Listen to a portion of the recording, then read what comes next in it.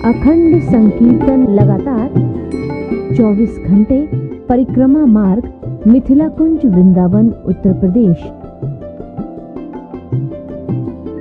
आओ सभी मिलजुल कर करें संकीर्तन और संत सेवा।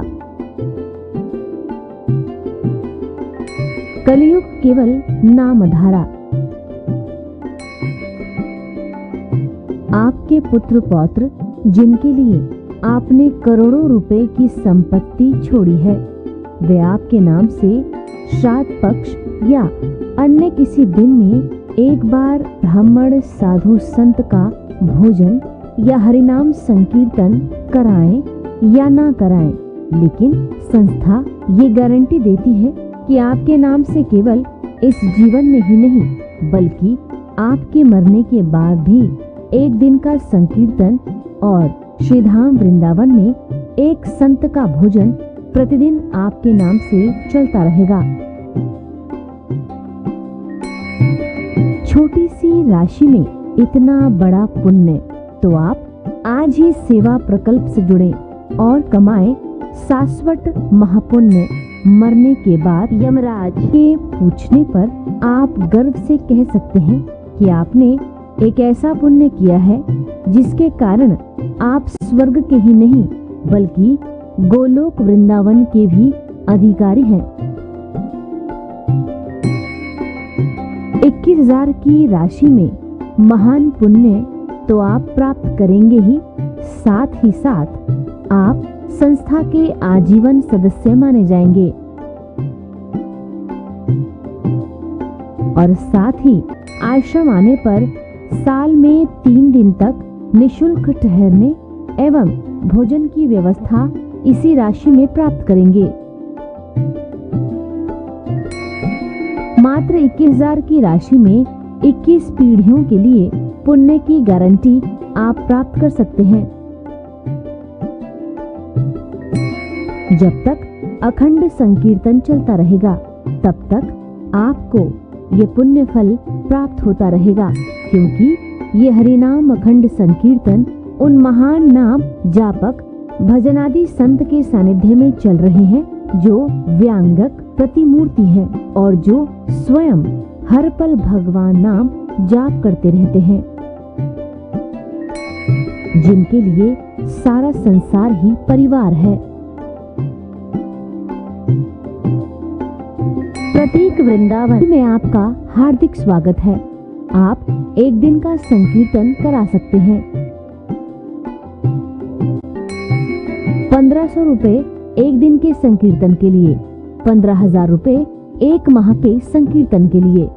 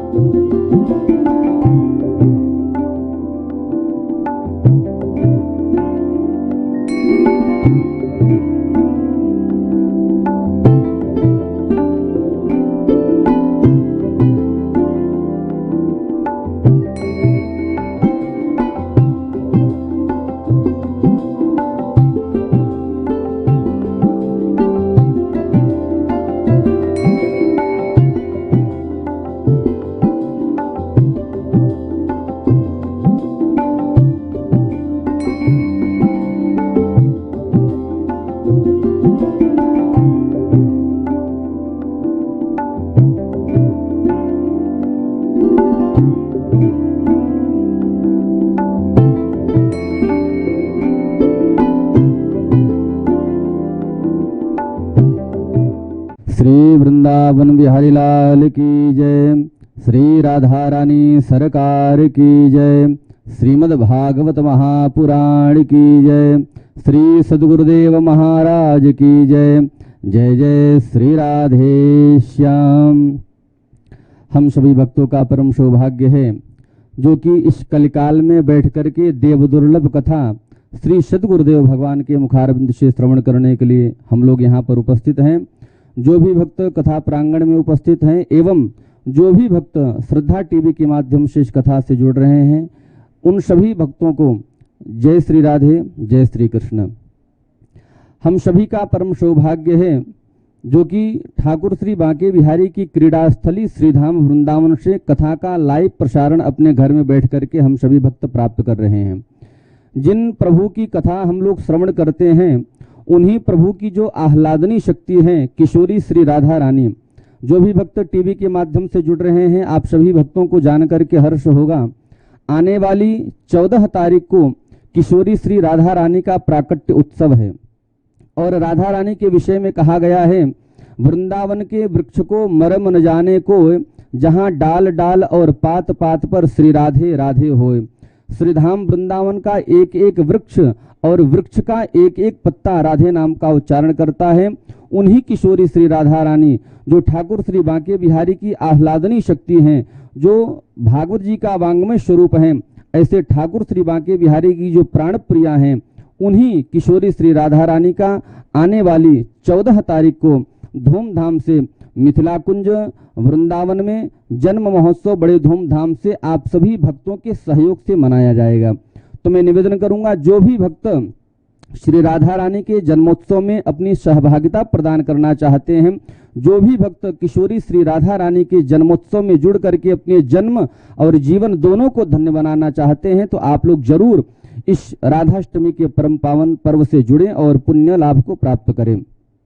जो भी भक्त टीवी के माध्यम से जुड़ रहे हैं, मैं आप सभी भक्तों को बताना चाहूंगा, श्रीधाम वृंदावन मिथिला कुंज में भव्य एवं दिव्य राधाष्टमी का यहाँ पर आयोजन होने जा रहा है आप सभी भगवत भक्तों के सहयोग से।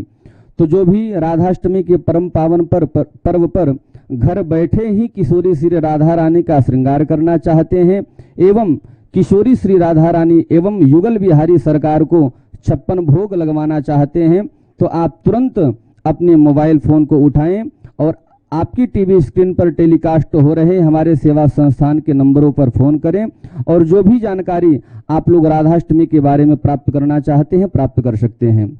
निवेदन करूंगा, इसी राधाष्टमी के परम पावन पर्व पर मिथिला कुंज में बहुत ही भव्य एवं दिव्य महंत श्री महंत मंडलेश्वर महामंडलेश्वर जगतगुरु शंकराचार्य इन तमाम सभी साधु संत महात्माओं का बहुत भव्य एवं दिव्य महाकुंभ होने वाला है।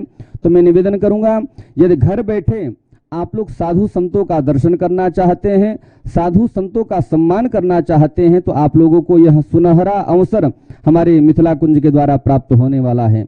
तो निवेदन करूंगा, जो भी भक्त चाहते हैं साधु संतों का सम्मान करना, सेवा करना, श्री राधा मोहन बिहारी के श्रृंगार करने का सौभाग्य प्राप्त करना चाहते हैं एवं किशोरी श्री राधा रानी को 56 भोग लगवाना चाहते हैं, तो आपको मात्र और मात्र यह संपूर्ण सेवा हमारे संस्थान के द्वारा मात्र 51,000 रुपए की रखी गई है। यदि आप 51,000 रुपए हमारे संस्थान को प्रदान करेंगे तो आपके परिवार के कल्याण के लिए, आपके पूर्वजों के कल्याण के लिए, आपके आने वाली पीढ़ी की सुंदर संरचना के लिए श्रीधाम वृंदावन मिथिला कुंज में 56 भोग, साधु संतों का सम्मान एवं किशोरी श्री राधा रानी श्री राधा मोहन बिहारी का भव्य एवं दिव्य श्रृंगार आपके उस 51,000 रुपए की सहयोग राशि से किया जाएगा। तो निवेदन करूंगा, जो भी भक्त राधाष्टमी के परम पावन पर्व पर आयोजित होने वाले इस भव्य एवं दिव्य आयोजन में सम्मिलित होना चाहते हैं, तो आप लोग तुरंत अपने मोबाइल फोन को उठाएं और हमारे सेवा संस्थान में राशि भेजें अथवा जो भी जानकारी प्राप्त करना चाहें आप प्राप्त कर सकते हैं। यदि ठाकुर श्री बांके बिहारी ने आपको इतनी क्षमता नहीं प्रदान की है, यदि आप 56 भोग नहीं लगवा सकते हैं, वैसे तो निवेदन करूंगा यह कहने मात्र को 56 भोग है, नाम 56 भोग है, लेकिन यहाँ पर लगेंगे कई प्रकार के भोग, तकरीबन 200 से 300 हो जाएंगे। तो यदि आपके अंदर सामर्थ्य नहीं है 56 भोग लगवाने की, यदि आप एक भोग भी लगवाना चाहते हैं, वो किसी भी प्रकार का हो, पूड़ी हो, मालपुआ हो, रबड़ी हो, खीर हो, यदि आप एक भोग भी किशोरी श्री राधा रानी को समर्पित करना चाहते हैं, तो हमारा सेवा संस्थान दोनों हाथ खोल करके आपकी सेवा में प्रतीक्षारत है। यदि आप थोड़ा सा भी भोग किशोरी श्री राधा रानी को समर्पित करना चाहते हैं, तो मात्र और मात्र 2100 रुपए की सहयोग राशि प्रदान करके आप उस सेवा को अपने नाम एवं अपने परिवार के नाम से करवा सकते हैं। और यदि आप लोग चाहते हैं कि घर बैठे ही किशोरी श्री राधा रानी को जो भोग लगता है 56 प्रकार का, वह भोग यदि आप घर बैठे ही प्राप्त करना चाहते हो प्रसाद के रूप में, तो इसके लिए आपको मात्र और मात्र हमारे संस्थान को 5100 रुपये 5100 रुपये की राशि प्रदान करना पड़ेगा। आप हमारे संस्थान को फोन करें, अपनी राशि को भेजें, इसके बाद में आप अपने एड्रेस को लिखवाएं। राधाष्टमी के बाद आपकी उसी एड्रेस पर हमारे संस्थान के द्वारा जो किशोरी श्री राधा रानी ने भोग लगाया हुआ होगा, वही 56 भोग आपके घर पर पार्सल कर दिया जाएगा। तो निवेदन करूंगा, यदि एक भोग लगवाना चाहते हैं तो 2100 रुपये, यदि आप भोग लगवाने के बाद घर पर मंगवाना चाहते हैं तो मात्र 5100 रुपये, और यदि आप 11 प्रकार का भोग लगवाना चाहते हैं तो मात्र 21,000 रुपये, और यदि आप संपूर्ण 56 भोग लगवाना चाहते हैं किशोरी श्री राधा रानी के लिए राधाष्टमी के पावन पर्व पर, तो मात्र और मात्र 51,000 रुपये की सहयोग राशि भेज करके आप इन समस्त सेवाओं को अपने नाम से करवा सकते हैं। उसी 51,000 में 56 भोग भी रहेगा, साधु संत श्री महंत मंडलेश्वर महामंडलेश्वर जगत गुरुओं का सम्मान होगा। उसी 51,000 में उन महात्माओं का भोजन भंडारा एवं उन महात्माओं का वस्त्र, और वस्त्र के बाद में दक्षिणा भी आपके उसी 51,000 रुपये की सहयोग राशि के द्वारा किया जाएगा।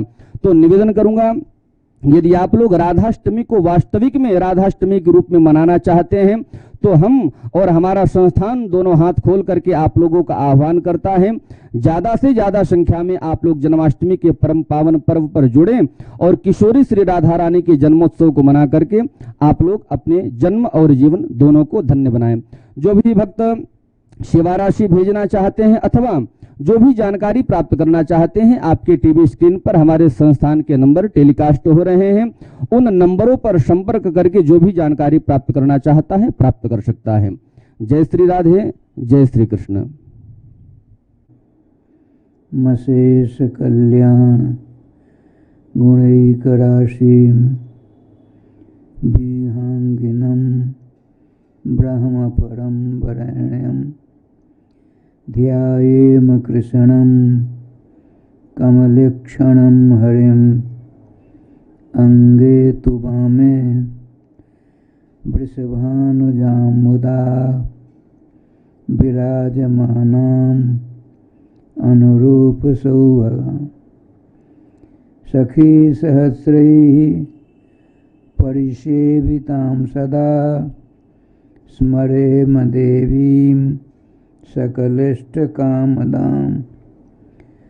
गोविंद जय जय गोपाल जय जय गोविंद जय जय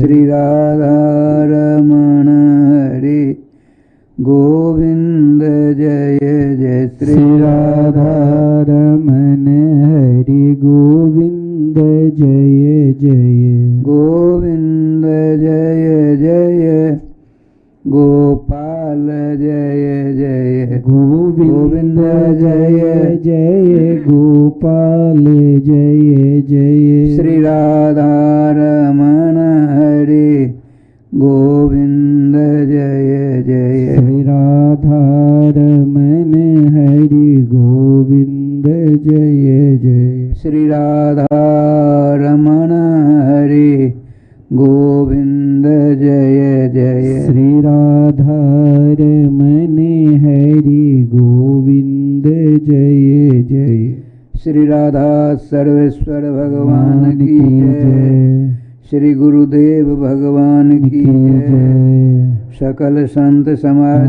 की जय श्री नाम संकीर्तन की जय श्रीमद्भागवत महापुराण की जय श्री हनुमान जी महाराज की जय जय जय श्री राधे श्याम नाम महाराज की जय जय जय श्री राधे श्याम नाम महाराज की जय।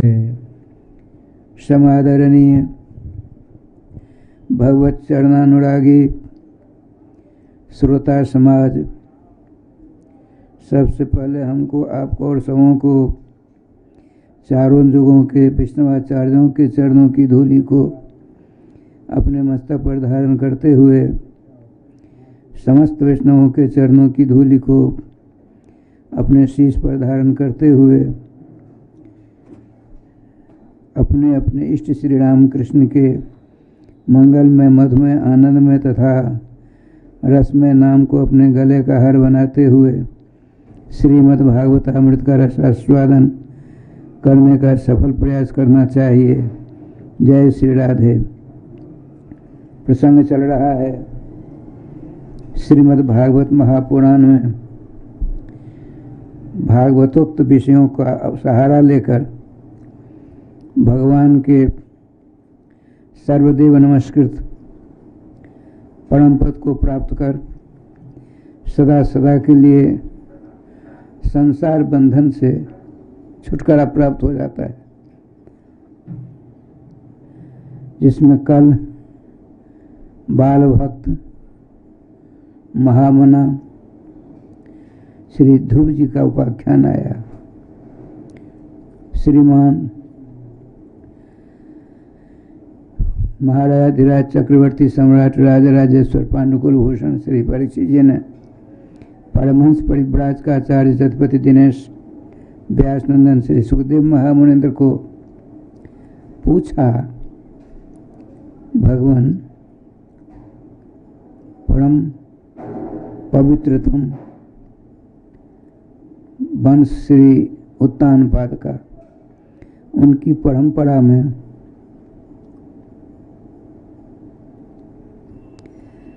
भगवान के भक्त शिरोभूषण श्री ध्रुव जी का पदार्पण हुआ।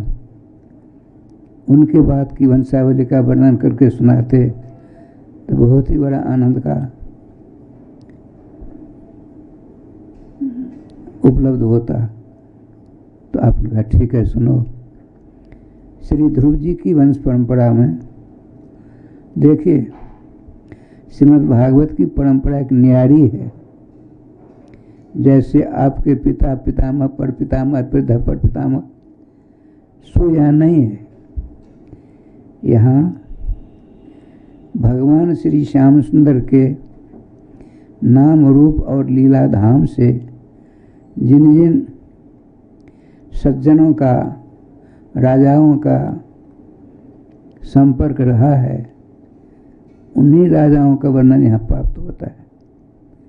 भले 8-10 पीढ़ियाँ बीत गई, उनकी चिंता नहीं है, क्यों भागवत नाम है। भगवत इमेति भागवता, जो भगवान के हैं उनके चरित्रों का यहाँ विशुद्ध रूप में वर्णन प्राप्त होता है। तो श्रीमान ध्रुव जी की वंश परंपरा में एक बड़े ही श्री कृष्ण भक्त राजा अंग महाराज हुए। अंग जी नाम था। राजा अंग बहुत धर्मात्मा, साधु संत महात्मा उनके यहाँ आते जाते रहते थे। उनके उपदेशामृत प्राप्त करके राजा धन धन हो जाया करते थे। उस राजा अंग के प्रजातंत्र में, प्रजा में साधुओं के प्रति, संतों के प्रति, बुजुर्गों के प्रति, ब्राह्मणों के प्रति, अपने से बड़ों के प्रति बड़ा आदर भाव था, जो कि वर्तमान में नहीं सा प्रतीत होने लग गया है। वर्तमान में आदर की बात अब समाप्त से होती जा रही है। उससे नुकसान किसका होता है? हम यदि आपका आदर करेंगे तो मेरा ही लाभ होगा। सो लाभ हानि का तो अब कुछ बात ही नहीं रही। लोग सोचते हैं यदि मैं इनको आदर दूंगा तो मेरा निरादर होगा। नहीं, धर्मशास्त्र कहता है सब ही मान प्रद, अमानिना मान देना कीर्ति न सदा हरि। दूसरों को मान दो। यदि तुम न मान चाहते हो तो पहले तुम मान देना सीखो ना।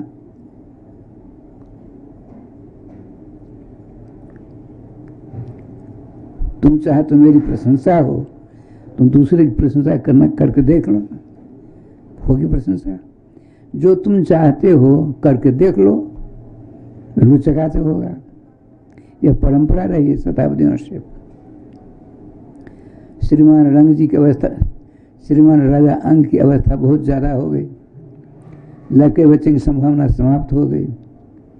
आपने अपने राजगुरु को बताया कि भगवान मेरी प्रजा में बहुत बड़ी बुलबुलाहट हो गई, अशांति हो रही है, राजकुमार चाहिए।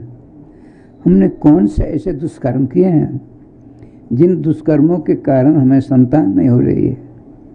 राजा साहब ने पूछा तो राजगुरु ने कहा आपने इस जन्म में कोई दुष्कर्म नहीं किए हैं, पाप नहीं किए हैं, लेकिन अनेक जन्मों के पाप पीछा नहीं छोड़ते। आया है अवश्य में भोक्तव्यम कृतं कर्म शुभाशुभम ना भुक्तं क्षीयते कर्म जन्म कुछ शरीर भी।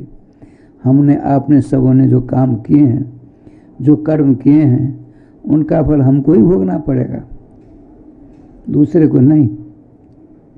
भले ही उन किए हुए कर्मों का फल भोगने के लिए करोड़ों बार हमें जन्म लेना पड़ेगा, लेकिन हमको ही भोगना पड़ेगा। निश्चित निर्विवाद सुसत्य बात है। इसीलिए 2,98 जन्म के बाद मानव शरीर मिला है।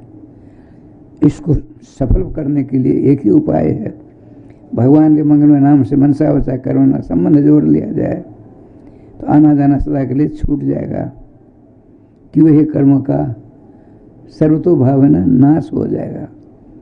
नाम की दिव्य ज्वाला में वो किए हुए कर्म हमारे धीरे धीरे नाश हो जाएंगे। ऐसा होता है। बहुत बड़ा पाप हमारे आपके पास में है, हम सत्संग करते हैं, शुभ कर्म करते हैं, तो पाप धीरे धीरे बहुत बलवान था कमजोर हो जाता है। क्या बढ़िया बात है। अच्छा, तो आपने कहा ठीक है, पुत्रष्टि जग करिए। बड़े बड़े विद्वान सब आए और पुत्रष्टि जग का, जय श्री राधे, पुत्रष्टि जग का संकल्प हुआ। बड़े अनुसार ब्रह्मर्षि और ऋषि थे, त्रिकालक थे, भूत भविष्य वर्तमान का ज्ञान उन्हें हस्तामलक वत। जैसे आप अपनी हथेली पर 1 तोला पानी रखोगे और देखोगे तो यदि पानी स्वच्छ है तो आपकी हस्तरेखा दिख जाएगी, यदि पानी मलिन है हस्तरेखा नहीं दिखती। इसी का नाम है हस्तामलक वत। महर्षि और त्रिकालक थे, भूत भविष्य वर्तमान की बात जानते थे। उनकी आचार्यत्व में राजा अंग पुत्रष्टि यज्ञ प्रारंभ करते हैं। ठाकुर जी का विधान देखिए, 9 दिन का यज्ञ था, यज्ञ संपन्न हुआ, यज्ञ पुरुष प्रकट होते हैं और चरु हाथ में लेकर आते हैं। चरु कहते हैं खीर को और चरु कहते हैं जौ के चूर्ण को। कहा राजा ने, लो उसको सूंघकर अपनी रानी को खिला दो। राजा अंग ने जग महापुरुष का जो आदेश था तदनुसार पालन किया। चरु का सेवन करने से महारानी गर्भवती हुई। समय आने पर राजा अंग जी की पत्नी का नाम था सुनीता। और सुनीता जी मृत्यु अर्थात काल की बेटी थी, मृत्यु की बेटी। संजोग की बात है, राजा अंग की श्रीमती सुनीता के गर्भ से बहुत ही बढ़िया कनकप्रदक बालक ने जन्म लिया। लेकिन क्या बात होगी ये दुखी। श्री सुखदेव जी कहते हैं, राजन, किसी के घर में बालक पैदा होता है, उसमें यह विशेष कर बात आती है, उसमें अपने पितामह के गुण आते हैं। पिता के पिता, उनके बहुत सारे गुण उस बच्चे में आएंगे। नहीं तो माता के पिता, जिसको नाना कहते हैं, माता के पिता के बहुत सारे गुण आ जाते हैं। तो महाराजा बेन, महाराजा अंग, ध्रुव जी की परंपरा में परम श्री कृष्ण भक्त, उनका विवाह मृत्यु की बेटी सुनीता जी से हुआ। इनके पेट से बच्चा हुआ जिसमें इसके मातामह के अर्थात इसके नाना के बहुत सारे गुण आ गए।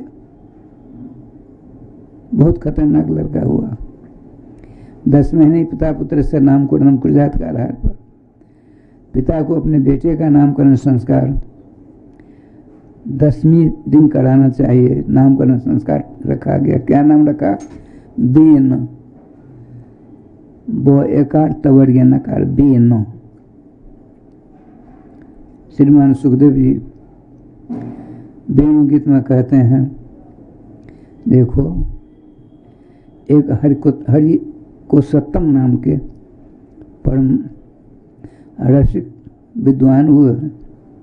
उन्होंने बहुत ही बढ़िया प्रेम पत्तन नाम का ग्रंथ लिखा। उसमें श्रीधाम वृंदावन के जुगल सरकार की अलौक लीला का वर्णन करते हैं। वो क्या कहते हैं? अस्मिन् श्रीधाम ने वृंदावने धर्म एव धर्म आचार एव अनाचार शुभ एव अशुभ। सारी उल्टी बात है। प्रेम ने दिया कि सदा उल्टी वह धार कोई पावे नहीं पार वाली बात है। उस प्रेम पत्तन नाम का बड़ा विलक्षण ढंग से वर्णन है। वहाँ आया है वेणु गीत में गोपी जी कहते हैं, गोविंद वेणु मन्मत्त मयूर नृत्यम प्रक्षात्रिशान्न परितान्न समस्त सत्वम।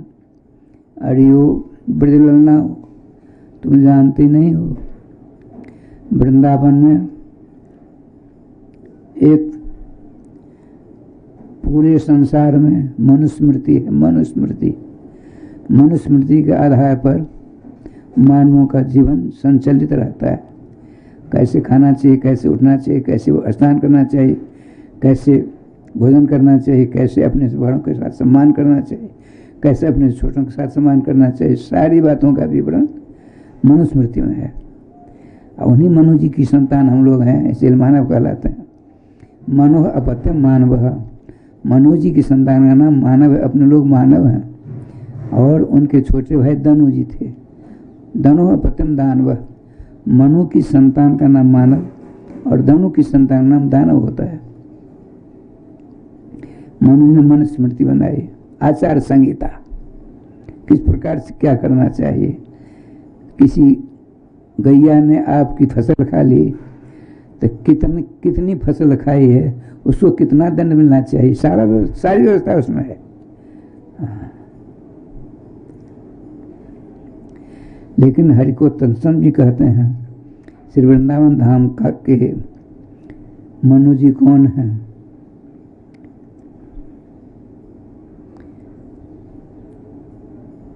वेणु ही मनु है।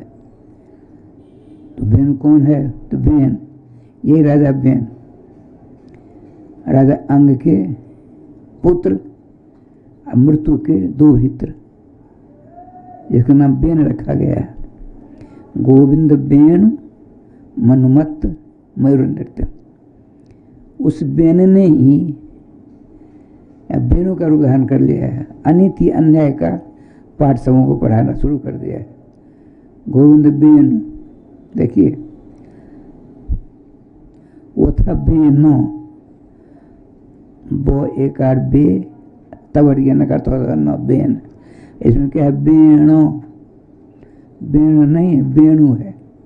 भगवान के 3 बाजे हैं। एक है मुरली, एक है बंसी, एक है वेणु। तो मुरली होती है 2 हाथ की, बंसी होती है 18 मूल की, अब वेणु होता है 12 मूल का। ये पुल्लिंग है। मुरली और बंसी स्त्रीलिंग है, अब वेणु प्योर पुल्लिंग है। इसलिए जब वेणु वादन करते हैं तो खिसिया करके, गुस्सा करके गोपियाँ कहती हैं,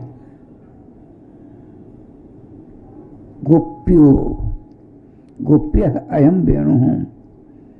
यदि हमारी बस होती वेणु को लेकर के वहां फेंक देती ताकि कृष्ण को जीवन नहीं मिलती। गोप्या की मां हृदय, इस वेणु ने कौन सा ऐसा सुंदर शुभ कर्म किया जिसके कारण उसने हम लोगों का जिस पर अधिकार था भगवान श्री कृष्ण के अधरामृत पर, उस अधरामृत पर इसने हठात अधिकार कर लिया है। हम लोगों को तनिक भी अधरामृत नहीं प्राप्त होता। आज 2400 घंटा उस अधरामृत का पान करता रहता है वेणु। इसीलिए मालूम ऐसा होता है, कभी कभी मन में आता है, गोपी कहती है क्यों नहीं इस वेणु को लेकर चुरा कर अत्यंत गोपनीय स्थान में रख देती ताकि ढूंढने पर भी नहीं मिलता उनको। क्या किया जाए, बताते हैं। वेणु तो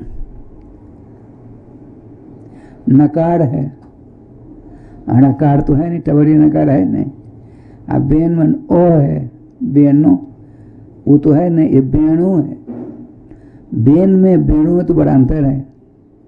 किसने प्रश्न किया, आप कहते हो श्री राम वृंदावन में बेन ने वेणु का रूप धारण करके अनिति अन्याय का प्रश्रय दे रहा है, ये कहाँ तक सत्य है? तो बताते हैं श्रीमान सुखदेव जी महाराज, सुनिए। इसने सोचा गोपियाँ पढ़ी लिखी हैं, विदुषी हैं, अरे वेदों की ऋचाएँ हैं, यह स्पष्ट है। उपनिषद रैणीय मृगय माँ वृंदारण्ये दुर्मे दुर्मे पश्य जतव्रज बनता भूतवा श्रुतभि रेहिवा विलोक्तम ब्रह्म। आचार्य चरण कहते हैं, ब्रह्मचारी सुकुलपति कहता है, देखो तुम कैसे यहाँ क्यों आए हो? हम आपके सानिध्य में रह करके ब्रह्म को प्राप्त करना चाहते। अच्छा ब्रह्मचारी हो, ब्रह्मचारी सुनो, ब्रह्मचारी सबका जानते हो? नहीं, सुना देता हूँ। कुलपति कहते हैं, ब्रह्म चरगति भक्षण धातु है। अहम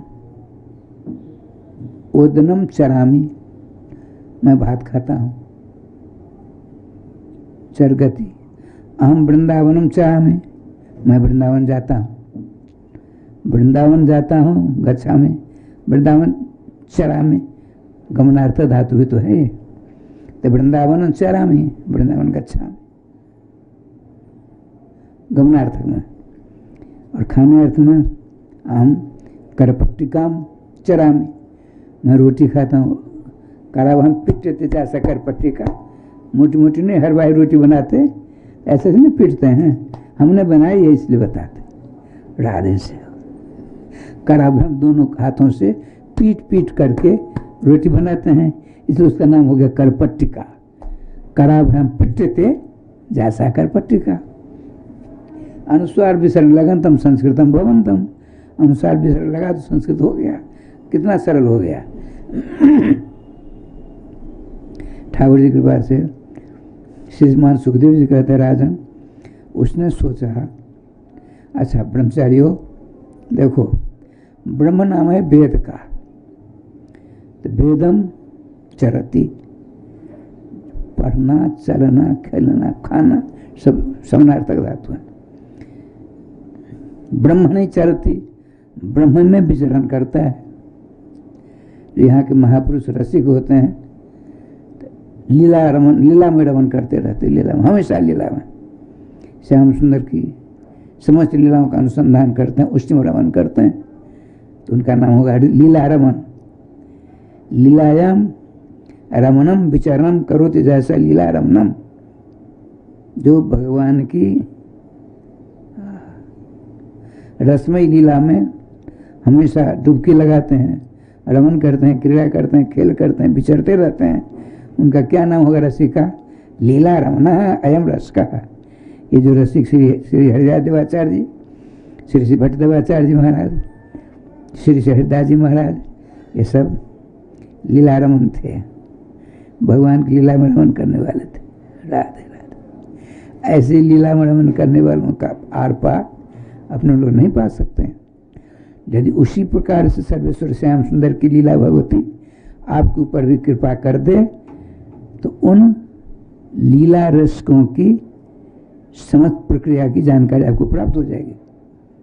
भगवत रसिक, रसिक की बातें रसिक बिना कोई समझ सके ना। रसिक रस कहते हैं भगवान को। अब भगवान में जो रमन करता रहता है, रमन माने क्रीड़ा, खेल, विहार, उसका नाम है लीला रमन। श्रीमान कुलपति कहते हैं, ब्रह्मचारियों सुनो, 6 महीना हो गए, अब वे वेदों की ऋचाओं का कंठ कर रहे हैं ब्रह्मचारी। लोभ क्या है? तो ब्रह्म मिलेंगे कि वेदों की ऋचाओं के अंदर ब्रह्म है, उसका मनन प्रश्न करेंगे तो ब्रह्म मिलेगा। 6 महीने के बाद क्या हुआ? वेद प्रतिपाद्य ब्रह्म उस श्री कृष्ण रूप में प्रकट हो गया गोकुल में। इसकी जानकारी कुलपति को मिल गई। आपने ब्रह्मतो जूयम विरमतो जूयम, ठहरो ठहरो, अब वेदों का अध्ययन मत करो। गुरु जी आपने कहा था ब्रह्म चाहिए तो वेदों की ऋचाओं का पाठ करो, कंठ करो, हमने यही तो करना शुरू किया। अरे भैया श्रुतिया पलाल कल्पा किम है वयम सांप्रतम चुनमा। श्रुतियाँ जो थीं वह उसका फल जो धान श्री कृष्ण गोकुल में आ गए। अब तो श्रुतियाँ पुआर के समान, नार के समान हो गई, फल विहीन हो गई, कुछ नहीं लिखा है वहाँ। इसलिए चला दे उपनिषद अरण्य, उपनिषद रूपी अरण्य में, जंगल में, वन में अब चक्कर मत काटो। तो फिर कहाँ मिलेंगे? तो वृंदारण्य दुर्मे दुर्मे पश्य, वृंदावन जाओ।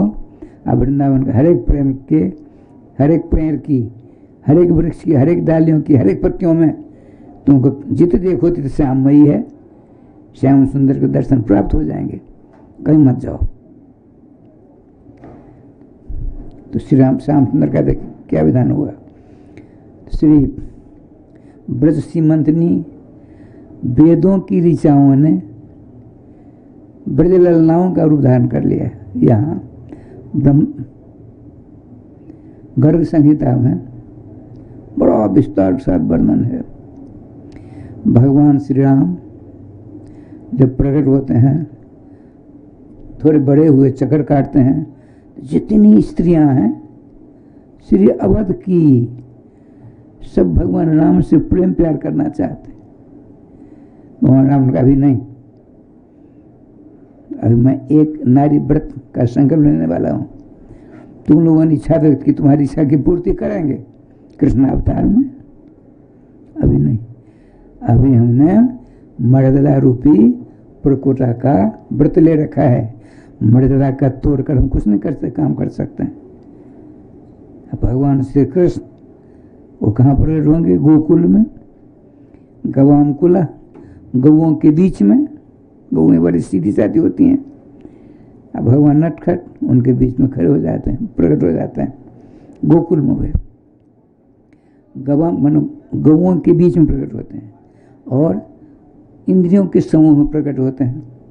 तुम उनको आँख से देख सकते हो, नाक से सूंघ सकते हो, कान से सूंघ सकते हो, त्वचा से स्पर्श कर सकते हो, हाथों से आलिंगन कर सकते हो, आप पाँवों से उनके पास जा सकते हो।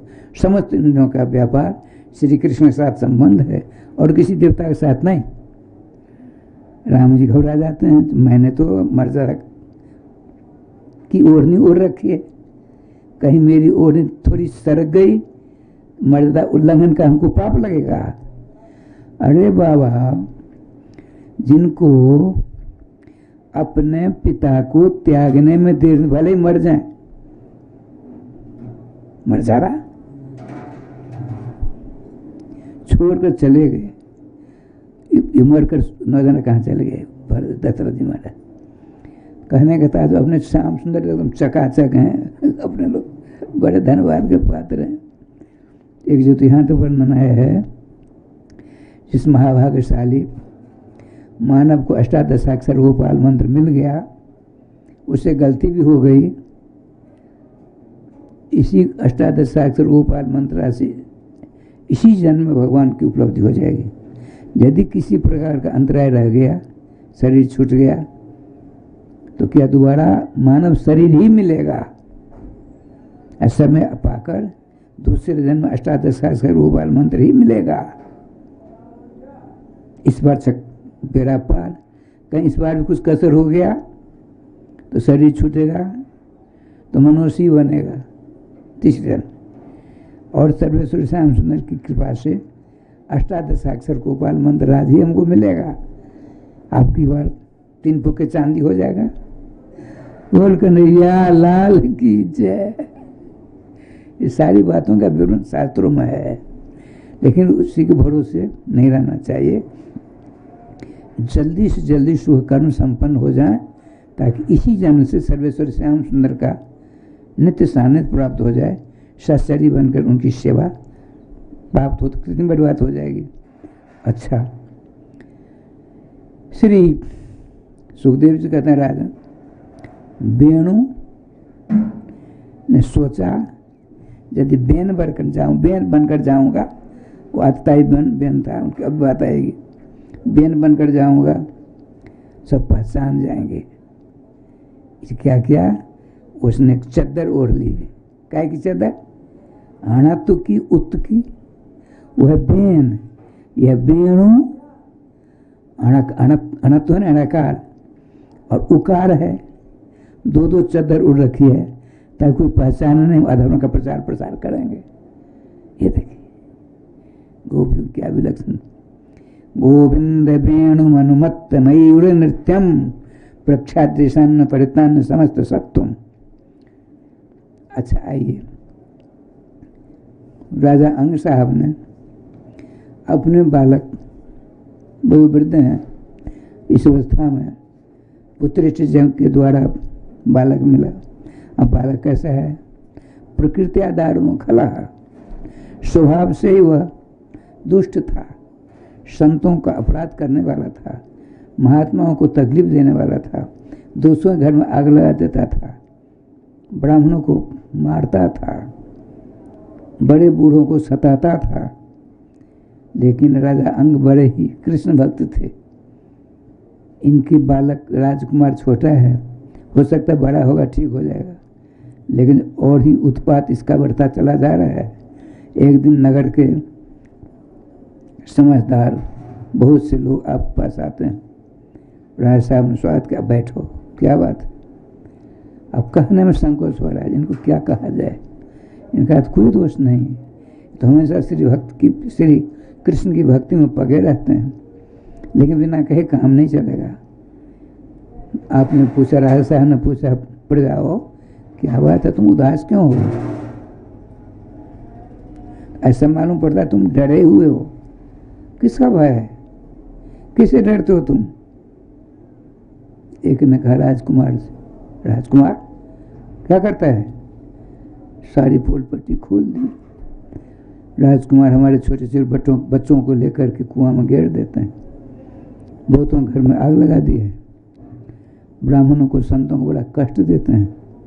सारी प्रजा त्रस्त हो रही है महाराज राजकुमार से। बड़ा कष्ट हुआ।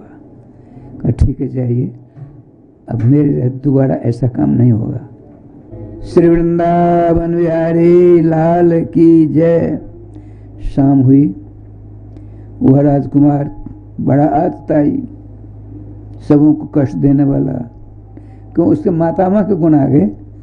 उसके नाना कौन थे? मृत्यु। मृत्यु में तो बुरे कर्म होते हैं। वो सारे दुर्गुण इसके अंदर आ गए।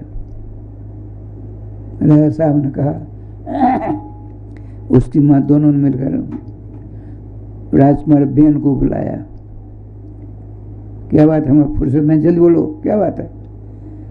राजा साहब उनको उसकी माँ दोनों ने कहा, बेन तुम राज परिवार में जन्म लिए हो और महामना श्री श्याम सुंदर की गोदी में बैठने वाले परम भागवत स्वरूप भूषण श्री ध्रुव जी के वंश में तुम जन्म लिए हो। जल्दी कहो, हम ये सब नहीं सुनना चाहते। हमने सुना है तुमने छोटे छोटे बच्चों को कुआं में गिर दिया है, दूसरों घर में आग लगा दी है, तो हम तो करेंगे, हमारा काम है। रोकने वाले तुम कौन हो? ऐसा अगर चला गया रानी साहिबा तकलीफ में पड़ी है। राजा साहब रात को भोजन नहीं करते हैं। श्री कृष्ण श्री कृष्ण श्री कृष्ण नाम लेते हुए बताते हैं श्री सुखदेव जी महाराज राजन वो वहाँ चले गए जहाँ से लोग लौट कर राही आते हैं। सवेरा हुआ, राजा कहाँ गए कुछ पता नहीं। अब तो राजा साहब जी राजकुमार उच्छृंखल हो गया, अंकुश दोनों दूर हो गए। चोरों को लुटेरों को पैसा देना शुरू किया, दिन दहाड़े लूटना खसुटना से प्रारंभ हो गया। अब प्रजा बहुत सी, देखिए यहाँ क्या बात होती, बहुत सारी प्रजा महात्माओं के पास जाती। महात्माओं का आओ बैठो क्या बात है महाराज, महामना महाराज अंग जी चले गए, क्यों सारी बात बताइए। महादुष्ट अपने कुमार बहनों के कारण राय साहब कहाँ गए कुछ पता नहीं, बहुत खुश की गई, उनकी लाश भी नहीं मिली। तो क्या चाहते हो? तो राजकुमार बड़ा खतरनाक निकला। उसी कारण परम धार्मिक राजा अंदर ध्यान हो गए, प्रभु संभालिए, दिन दहाड़े हम लोग मारे जाते पीटे जाते हैं, कोई देखने वाला नहीं, चोर लुटेरों का जमात बढ़ता जा रहा है। श्रीमान साधु महात्मा को अच्छा ठीक है हम लोग आते हैं समझाते हैं, आप जाओ। साधु महात्मा 50 आए। महारानी सुनीता देवी ने उनका स्वागत किया। सुनीता जी कौन है? बेनू की माँ, राजा अंक की पत्नी राजरानी, बड़ी बुद्धिमती थी, मृत्यु की बेटी है लेकिन बुद्धिमती है।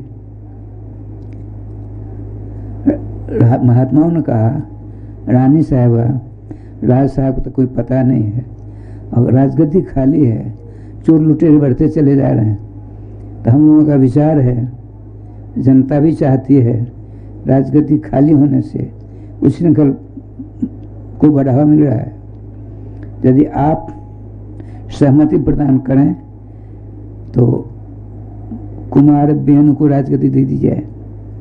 मैं नहीं सहमति दूंगी, इसी दुष्ट बालक के कारण हमारे प्राण बल्लभ राजा साहब न जाने कहाँ चले गए, मैं ऐसा कथम भी नहीं कर सकती। महात्मा ने सोचा हो सकता है इसका दिमाग राजगद्दी प्राप्त करके सही ठिकाने आ जाए। बिना सुनीति के मत से उनका मत नहीं रहा, महात्माओं ने उसको राज तिलक कर दिया और कहा राजन आप श्रीमान ध्रुव जी की वन परंपरा में आए हो, धर्म के साथ राज्य करना, अपनी सारी प्रजा को अपने प्राण के समान पालन करना। बात सही समझ में नहीं आवे मुझसे परामर्श करते रहना, हम आपके पास आते जाते रहें। उसको क्या हो गया देखिए, वो स्वामी जी कहते हैं ग्रह ग्रसित पुण्यपात बसो तापर बीछी मार ताई पियाए हो बारुनी कहो कौन उपचार। एक को शनि मंगल का ग्रह लगा है बड़ा तेज, अपनी बात बस उसमें लकवा मार दिया। एक तो शनि का प्रकोप है सारा साथी, उसको लकवा मार दिया, उसको बिच्छी काट ले, बिच्छू होता है बिच्छू, उसने काट खाया। उसके बाद उसको शराब पिला दिया जाए और उसका उपचार हो सकता है किसी प्रकार से। ग्रह गसीत पुण्यवाद बस तापर बिछी मार ताई प्यायो बारुनी कहो कौन उपचार। इसको अधिकार मिल गया। अब इसने राजगद्दी प्राप्त करके साथ महात्मा गए, इसने आदेश प्रसारित किया जैसे तालिबान वालों ने, जिसके लिए $50,000 इनाम घोषित किया था अमेरिका ने, उसको प्रधानमंत्री बनाया गया। आज घोषणा हुई। खैर ठाकुर जी का जैसा विधान है, कलयुग का प्रभाव है। अयम तो जो धर्म ही वर्तते कर्षदूषणम अतस्तु पुण्यराक्षसाति निष्ठित। भगवान वेद व्यास स्पष्ट लिख देते हैं, लिखते हुए कहते हैं युग धर्म है। जैसे सतयुग त्रेता द्वापर कलयुग अपना भोग करके चले गए, इसी प्रकार से कलयुग अपना भोग तो भोगेगा ही भोगेगा। अभी तो बच्चा है, जन्म लेकर खड़ा हुआ है, बहुत बड़ा इसका कार्यकाल है। देखिए क्या लीला होती है, रहोगे तो देखना पड़ेगा, लेकिन रहना होगा ही नहीं अपने लोगों को। पुनर्जन्म पुनर्मरणम का चक्कर छुटकारा मिलेगा तब ना। अच्छा, क्या आदेश जारी किया है? न जस्तव्यम न होतव्यम न दातव्यम तुझा क्वचित भेरी शब्द निवार्यत। ढिढोरा पिटवा दिया पूरे राज्य में। मेरे राज्य में दान देना बंद है, यदि कोई दान देगा उसको प्राण दंड दिया जाएगा। हवन करना बंद, जो हवन करेगा उसको प्राण दंड दिया जाएगा। ब्राह्मण भोजन कराना बंद, जो ब्राह्मण भोजन करेगा उसको प्राण दंड दिया जाएगा। पूरे राज्य में यज्ञ बंद, साधु संत महात्मा ब्राह्मणों का सत्कार बंद, दान बंद। और चोरों लुटेरों को बुलाकर कहा जो तुम्हारी इच्छा करो दिन दहाड़े। अब जब राजा ही ऐसी घोषणा करे तो प्रजा का कल्याण हो सकता है? असंभव। अब तो पिटते पिटते परेशान प्रजा, बहुत देर हो गई, बहुत दिन बीत गए, कहाँ तक सहा जाए। फिर 25-50 प्रजा मिलकर महात्मा के पास जाते हैं। महात्मा कर्णधार थे उन दिनों में, उनकी सहमति से सारा काम हुआ करता था। अरे महामना दशरथ जी महाराज, श्री वशिष्ठ जी महाराज थे, उनके कथनानुसार चलते थे। सभी राजा के राजगुरु हुआ करते थे। अब देखिए क्या लीला हुई। महात्मा क्या हुआ भाई, राजा तो हमने दिया, राजा के तो अपना आपत दे दी, उसे नहीं राजा होना ही ठीक था।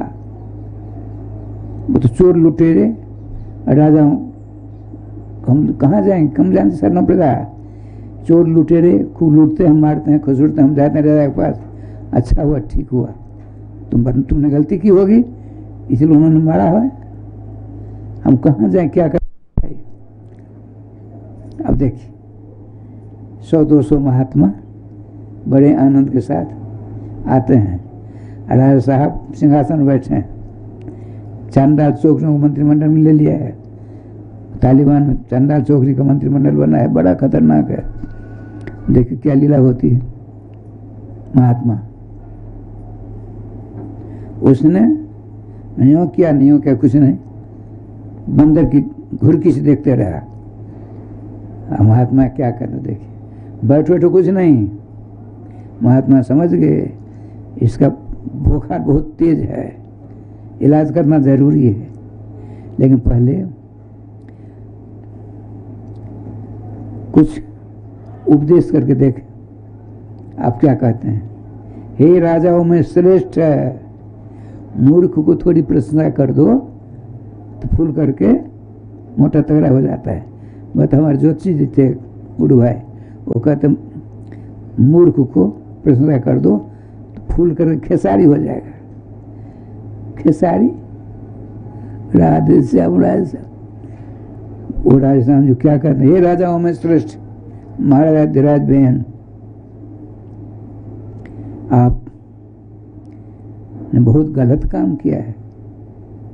आपकी परंपरा में सृष्टि के प्रारंभ से हवन होता, हवन के धुआं से बादल बनते, बादल बारिश होती, नाना प्रकार की फसलें होती, सारी प्रजा खुशहाल रहती। अब कई वर्षों से आपने बंद कर दिया जग, इसीलिए बारिश नहीं होती है, अकाल हो गया है। इसीलिए आप ऐसा करो, जग अपना ये आदेश वापस ले लो, हवन नहीं करो, ब्राह्मण भोजन नहीं करो, दान नहीं दो। ये जो आदेश आपका तीनों आदेश को वापस लो। क्यों? अष्ट जग पुरुष, जग पुरुष नाम भगवान है। हवन होता है, बलिष्ठ होते हैं, सारी व्यवस्था प्रजा की करते हैं, प्रजा खुशहाल होती है। आपने ऐसा आदेश प्रसाद कर दिया है, सब कुछ बेघर व्याकुल होते चक्र काट रहे हैं। आप बिल्कुल सो जैसे गए, ऐसा आपको नहीं करना चाहिए, शोभा नहीं देती। चुप हुए। खड़े खड़े हैं। गति पर से कहता है, बालिशा बद्युयम भो, तुम लोग निरे मूर्ख हो। महात्मा ने कहा था राजाओं में श्रेष्ठ, वो क्या कहता है संबोधन में, बालिशा। बालिश का तो मूर्ख को संस्कृत में, बालिशा बद्युयम भो, आप लोग बिल्कुल उल्टा स्त्री के समान हो। जैसे स्त्री अपने पति को छोड़कर किसी दूसरे पुरुष के साथ व्यभिचार करती है, उसी प्रकार तुम्हारी स्थिति हो गई है। और मुझसे बड़ा कौन जग पुरुष है? यदि तुमको अपना कल्याण, प्रजा कल्याण चाहते हो तो मेरे नाम से हवन करो, मेरे नाम से दान दो, मेरे नाम से भोजन भाजन कराओ, तुम्हारा कल्याण हो। कौन है जग पुरुष जिसे तुम ढीढ़ा पीटते हो?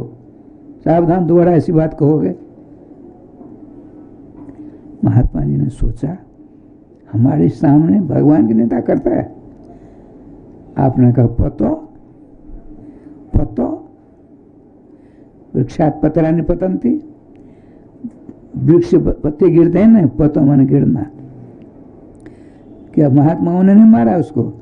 उसके पाप ने उसको नीचे से ऊपर सिंहासन से लुढ़का दिया, लुढ़क कर नीचे मर गया। देखो आज तक कुछ नहीं चलाना पड़ा। भगवान की जग पुरुष ने निंदा की, उसने उस निंदा के कारण लुढ़क कर मर गया। महात्मा सब चले गए अपने अपने आश्रम। इधर माता सुनीता जी ने राजगुरु के सहयोग से एक नौका बनवाई। नौका में तेल दे करके, जड़ी बूटी दे करके उसकी लाश को रख दिया। अब तो राय श्याम जी राजा से हीन राजगद्दी देख करके चोरों को, लुटेरों को ऐसा मजा मिला, प्रजाओं को दिन दहाड़े बहुत अच्छी तरह मरम्मत करना शुरू कर दिया। अब राजा प्रजा ने सोचा कहाँ जाए, 2 बार गया, 1 बार और जाऊं। अब सारी की सारी प्रजा पहुंचते किनके पास? श्रीमान महात्माओं के पास। महात्माओं ने कहा, अब क्या हुआ? महाराज, चोरों को, लुटेरों को बहुत मजा मिल रहा है, सबों को मारते हैं, पीटते हैं, खसूटते हैं दिन दहाड़े। अन्याय, अनाचार, दुराचार, व्यभिचार का बहुत बड़ा बढ़ावा हो गया है। अच्छा, बहुत से महात्मा आते हैं राज परिवार के पास। राज परिवार कौन? माता सुनीता। माता सुनीता जी ने स्वागत सत्कार किया, विराजमान है। महात्माओं ने कहा, हे राजमाता, बहुत बड़ा संकट आ गया है, अब आप ही बताओ, आपकी प्रजा को इस संकट से कैसे उबारा जाए? आपने अपने बेटे की लाश रखी है? हाँ महाराज, हमने रखी तो है। तो मंगवाई गई लाश और उसके दोनों पाम का मंथन किया गया। महात्माओं ने मंथन कर गया, उसे एक बच्चा निकला, काला काला, लाल लाल बाल, छोटा सा, नाक लंबी, फाल के समान दांत, मारवाड़ गहरे कुआं के समान उसकी आंखें, छोटा सा काला काला। वो कहता है, किम करो मिति, किम करो मिति, मैं क्या करूं, मैं क्या करूं? महात्मा का निशीदो, बैठ जा, तू क्या करेगा? नेक्सा तो है ही है, छोटा सा था। बताते टीकाकार लोग, महात्माओं का निषीद, निषेध माना बैठना, वो निषाद हो गया। इसी कुल परंपरा में भगवान राघवेंद्र सरकार के परम भक्त शिरोमणि निषाद राज गु हुए थे।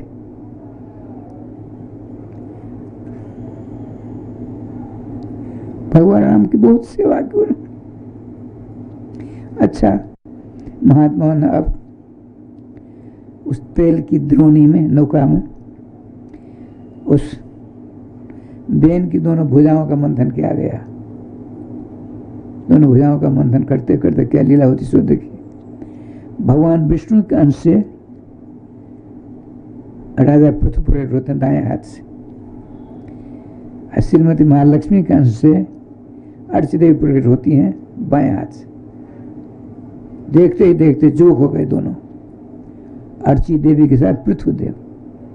ये आदि प्रथम राजा माने जाते हैं। अब भगवान पृथु जी का 24 अवतारों में इनकी परिगणना होती है।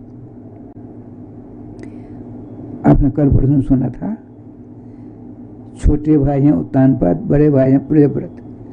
तो प्रियव्रत को छोटा माना गया, छोटे को बड़ा माना गया। क्यों? तो जिस वंश में भक्तराज पहले होते हैं, भगवान पीछे होते हैं, वो बड़ा माना जाता है। और जिसमें भक्तराज पहले, भगवान पहले आते हैं, भक्त पीछे आते, वो छोटा माना जाता है।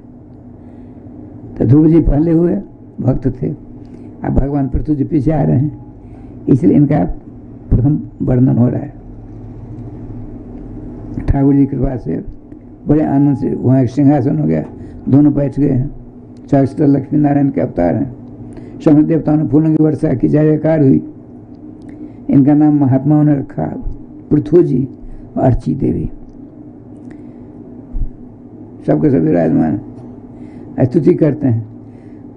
भगवान पृथु ने कहा, महात्माओं, हमारी स्तुति करके क्या लाभ होगा? उन्होंने तो कुछ नहीं किया है, आपने प्रकट करा है, मैं बैठा हूँ। कोई कुछ करता था उन्हें उसकी प्रशंसा की जाए, हम तो कुछ नहीं किए हैं।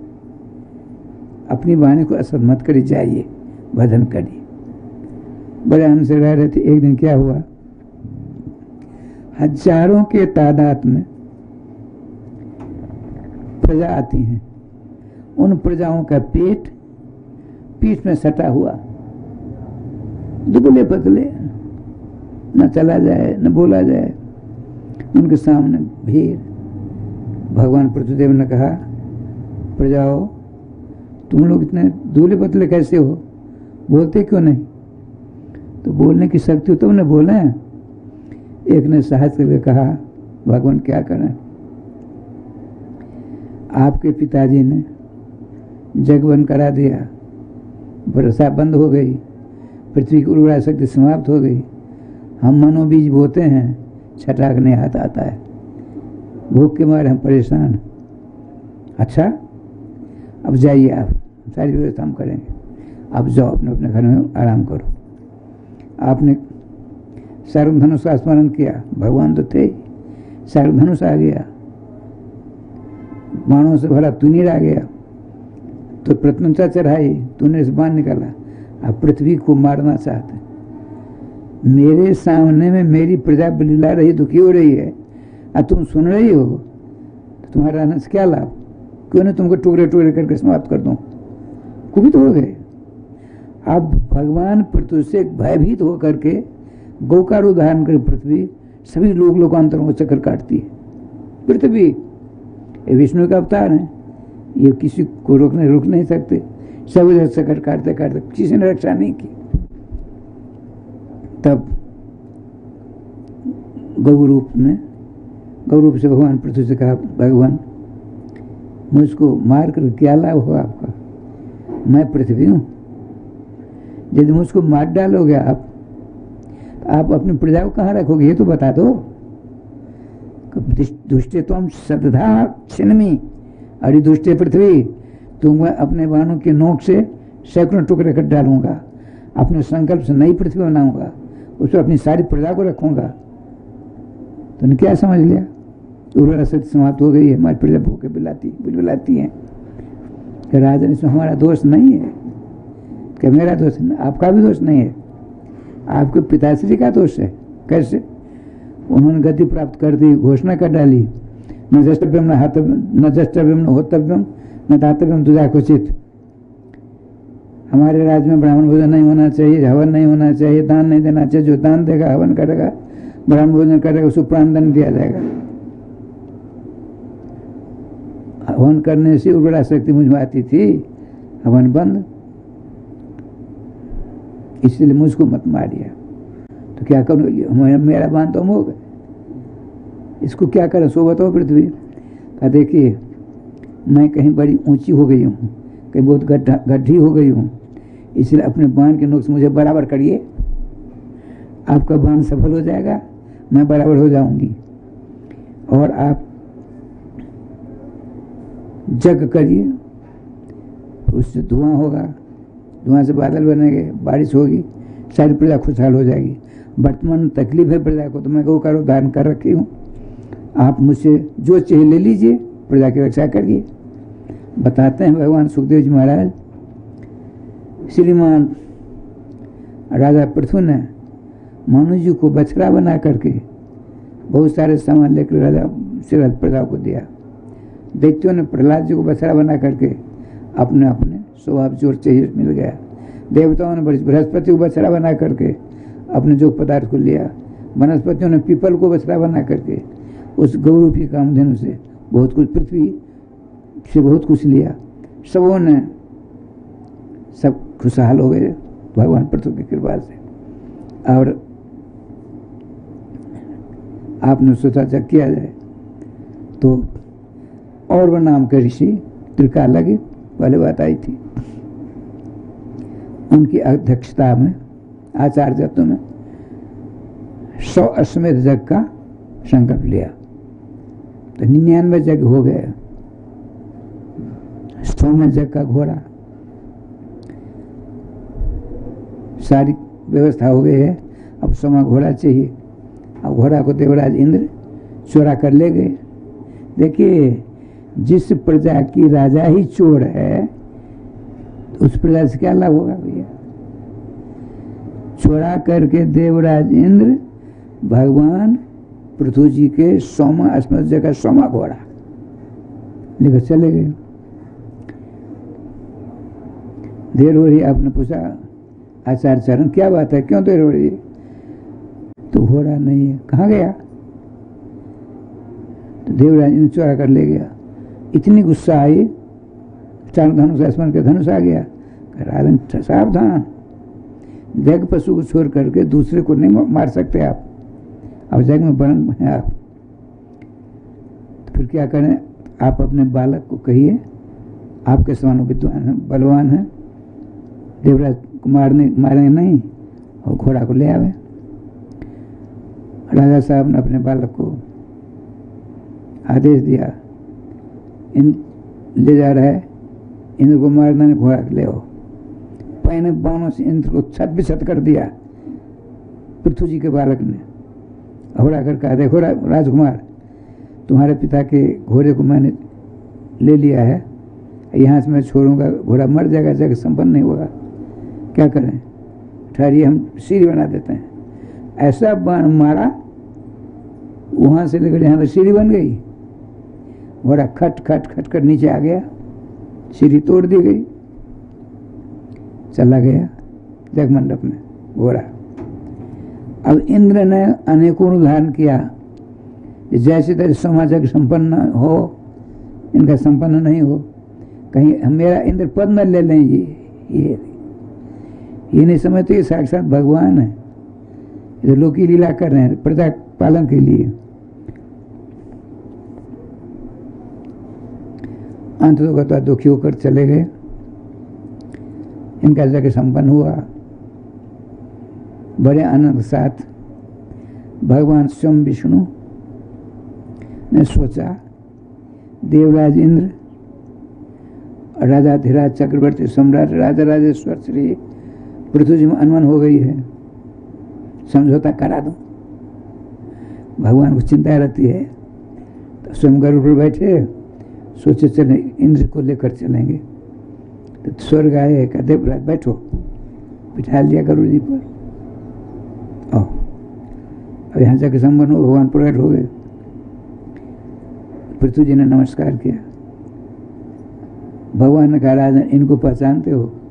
हाँ महाराज, मेरे घोड़े की चोरी करने वाले देवराज इंद्र हैं, ये बड़े दुखी हैं, जरा सांत्वना दो, आपसे डर रहे हैं। आपने देवराज इंद्र, जो हो गया उस अध्याय को छोड़िए, हमको कुछ लेना देना नहीं है, लेकिन ऐसा घृणित काम नहीं करना। हमने क्या बिगाड़ा था आपका? हम तो प्रजा के लिए सारी व्यवस्था करते हैं। आपके इंद्र पद का हमें तनिक लोभ नहीं है। जाइए, हम खुश हैं। वो गए, भगवान की स्तुति करते हैं, भगवान का वरदान मांगो। आपने कहा, भगवान हम जो मांगे दे दोगे? और हम देने के लिए आए हैं, तो 10,000 कान दे दो हमको, 10,000 कान। अब भला बताइए, अभी बैठे अपने 5-7 दिन, चार कान वाला आ गया, वहाँ हल्ला हो गया, तो वो चार कान वाले सब कोई यहाँ बैठेगा, बगे बगे सब चले जाएंगे। चार कान वाला यदि आ गया कोई, यहाँ तक सूचना आएगी आप नहीं बैठ सकती है, मला झोल लेके भगोगी। हम जानते हैं आज के 1000 10,000 कान वाला गया तब तो राधे राधे हो जाएगा। तो आप तो मेरे भक्त हो, 10,000 कान लेकर तो बड़ी भीड़ होती रहेगी तुम्हारे पास। सोच समझ कर मांगो। भगवान की बात सुनकर के श्रीमान प्रतुज हंसने लगे। भगवान आपकी कथा सुनने में बड़ा आनंद आता है, लेकिन 2 कानों के द्वारा आनंद में विघ्न हो जाता है। 10,000 कानों के द्वारा कथा सुनने में जो मजा मिलता है, आनंद मिलता है, सुख मिलता है, शांति मिलती है, 10,000 कानों से इन्हीं दोनों कानों में दे दो। 10,000 कानों की सुनने की शक्ति इन दोनों को कानों में आप प्रदान कर दें। ठीक है तथास्तु। और वरदान मांगो। भगवान जो देने लगते हैं, होता है कुछ नहीं दिया, सब कुछ दे दिया, फिर कर हमने कुछ नहीं दिया। हमारे अब में यही तो अंतर है। हम 10,000 20,000 2 लाख दिए, हमने इतना दिया, इतना दिया, इतना दिया। अब भगवान सब कुछ देने के बाद भी हमने कुछ नहीं दिया। राधे राधे। तो संतों के हृदय की बात जानकर सेवा करेगा, यही तो मेरा काम रहा सब दिन। संतों की सेवा ही मेरा काम है। हमारा जन्म ईश्वर ने संतों की सेवा करने के लिए ही दिया है। देखिए ठाकुर जी है, भक्ति इच्छा की पूर्ति करने की बात। अच्छा वेतन क्या लोगे? 1 पैसा नहीं। लेकिन एक बात है, आप रानी साहिबा को बुलाइए, हम आपकी रानी साहिबा, आप 6 कान, और 7वें कान में बात जाएगी तो मैं चला जाऊँ, मेरा नाम अंतर्जामी। 5 किलो गेहूं को पीस करके अपने हाथ से रोटी बनाएंगी ये, और सारा काम मैं करूँगा।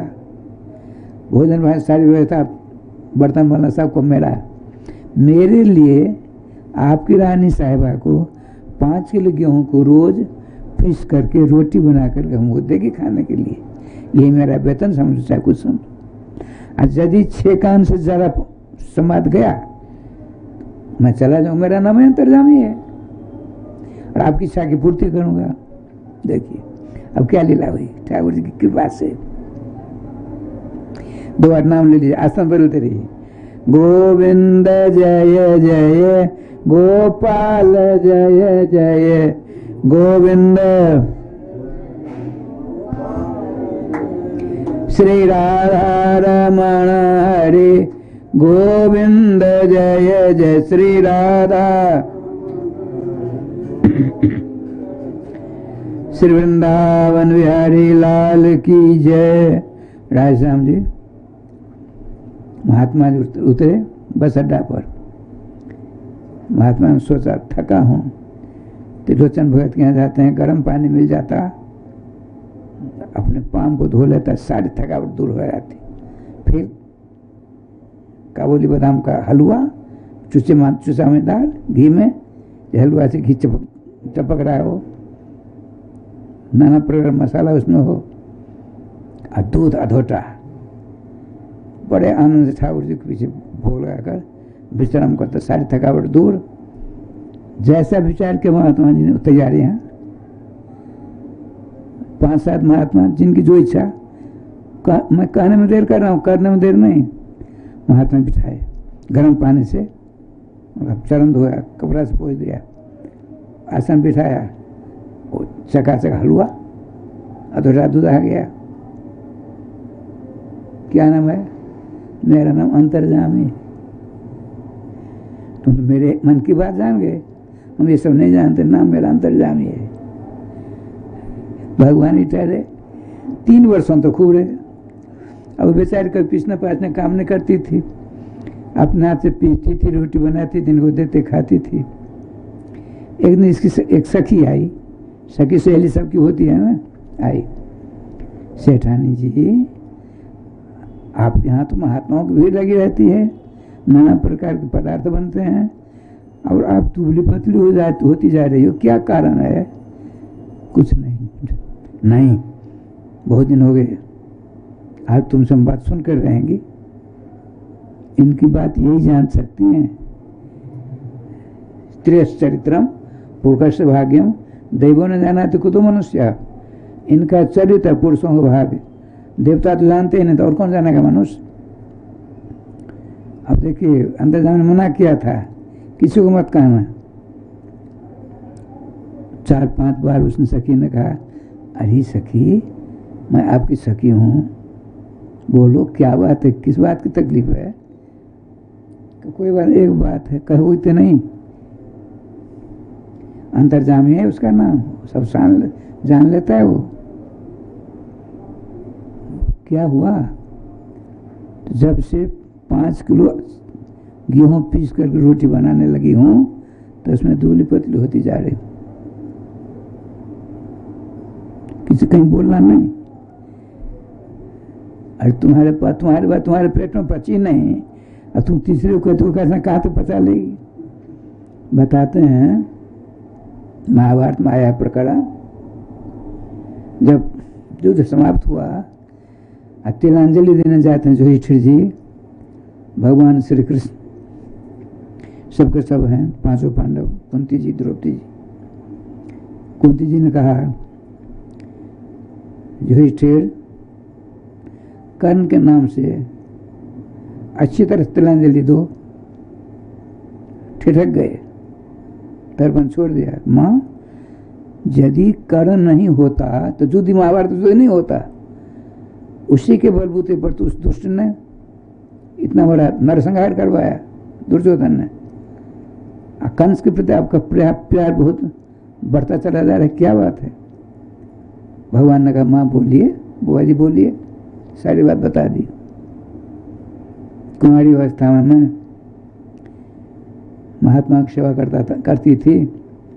मेरे पिताजी बड़े संत सेवी थे। दुर्वासा जी एक दिन आए, उनकी सेवा करने के लिए मेरे पिताजी ने हमको नियुक्त कर दिया। मेरी सेवा से खुश हो गए कि कुंती मैं तुमको मंत्र देता हूँ, जिस देवता का तुम आह्वान करोगे तुम्हारे पास आ जाएंगे।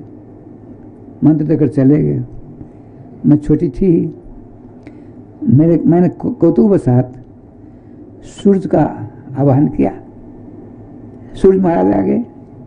मैं घबराई, मैं देखो मेरे दर्शन विफल नहीं होते हैं, गर्भाधान करूंगा, मैं कुंवारी हूं, तुम्हारा कौमार सुरक्षित रहेगा। अभी तेरे कान से बच्चा निकलेगा। कान से बच्चा निकला, उसका नाम रखा कर्ण। मैंने सोचा मैं तो कुंवारी हूं, तो पेटी बंद करके मैंने जमुना जी में प्रवाहित कर दिया। उसी को अधिरथ ने पेटी निकाला, अपनी पत्नी राधा को दिया, और राधा पुत्र कहलाया कर्ण ने। लेकिन मेरे कान से उसकी उत्पत्ति हुई थी। यह बात सुनकर के श्रीमान युधिष्ठिर जी बड़े क्रोधित होते हैं। जमुना जी हाथ में लेकर कहते हैं, हे माँ जमुने,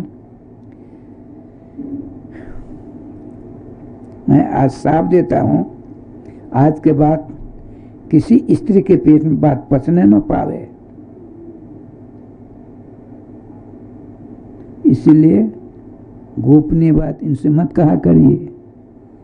एक जगह सुनेंगी, 9 जगह बोलेंगी। इसीलिए मुसलमान भाई मस्जिद में मुसलमान अपनी पत्नियों को बीवी को नहीं जाने देते, वही सारी सलाह करते हैं वो लोग। आपके मठ मंदिर में तो सब भीड़, इनकी ज़्यादा भीड़, आपकी कम भीड़ होती है। उनकी मस्जिद में इनकी भीड़ कुछ नहीं। क्या करना चाहिए, कौन से हिंदू का काम क्या करना चाहिए, ये सोचते वहीं कर लेते हैं। गोपनीय, वहाँ औरत तो रहती नहीं, तो बात और कैसे होगी। इसलिए उनकी बात गोपनीय रह जाती है, अपने लोगों की बात आउट हो जाती है। ठाकुर जी का बयान देखिए क्या लीला हुई।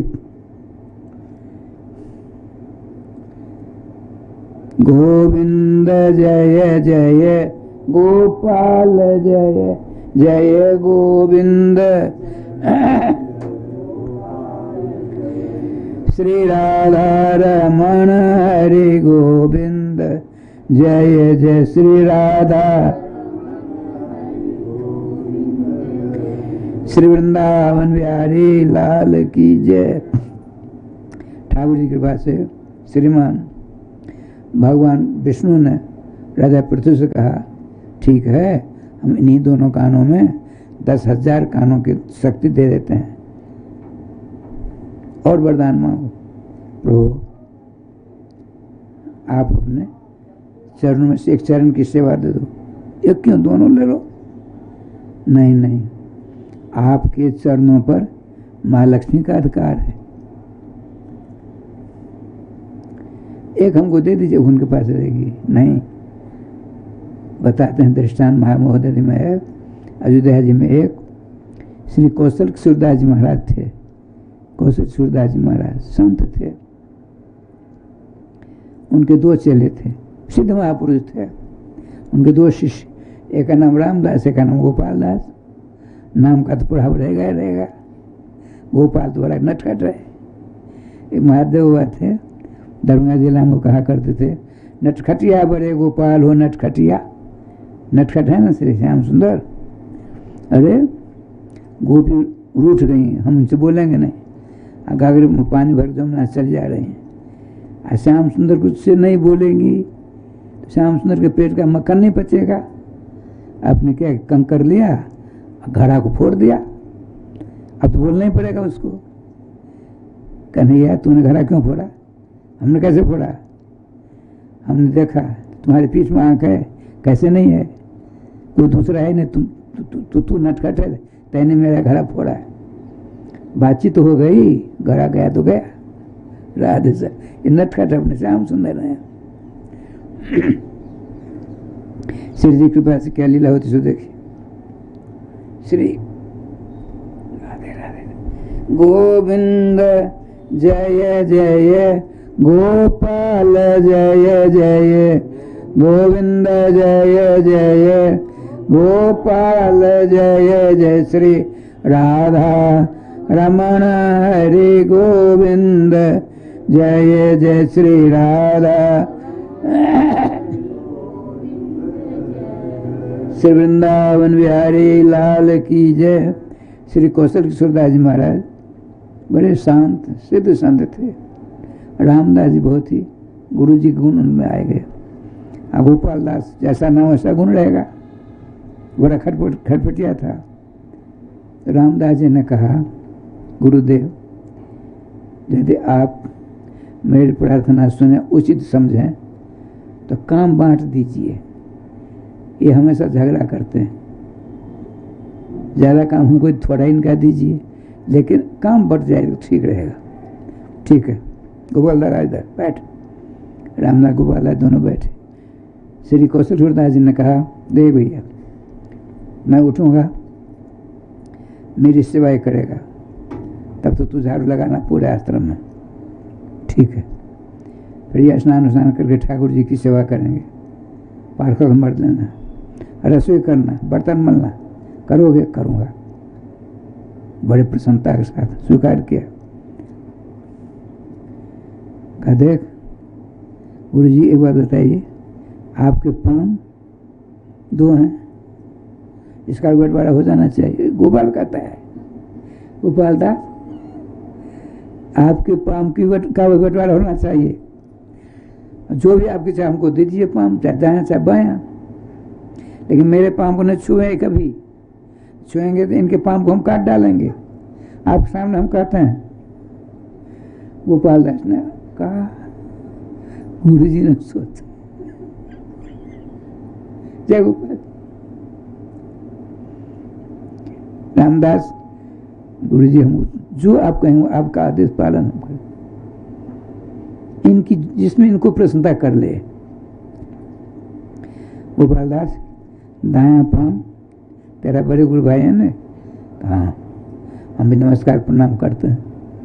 तो दायां पाँव रामदास का, मेरा बायां पाँव तेरा गोपाल दास का। ठीक है? ठीक है। लेकिन मैंने पहले कह दिया, मेरे पाँव को ये नहीं छुए, मैं भी इनके पाँव कभी नहीं छूँगा। यदि मेरे पाँव को न छुआ, इनके पाँव को मैं काट डालूंगा। मैं पहले कह देता हूँ। अरे भैया, पाँव है मेरा कि इसके हैं? आपने बंटवारा कर दिया सो? अच्छा ठीक, रामदास सावधान रहना। ठीक है गुरु जी। बरसों बीता बड़े आनंद के साथ, साधु महात्मा तो खूब सेवा होती। शाम को दोनों भाई अपने गुरु जी की सेवा करते हैं बड़े आनंद के साथ।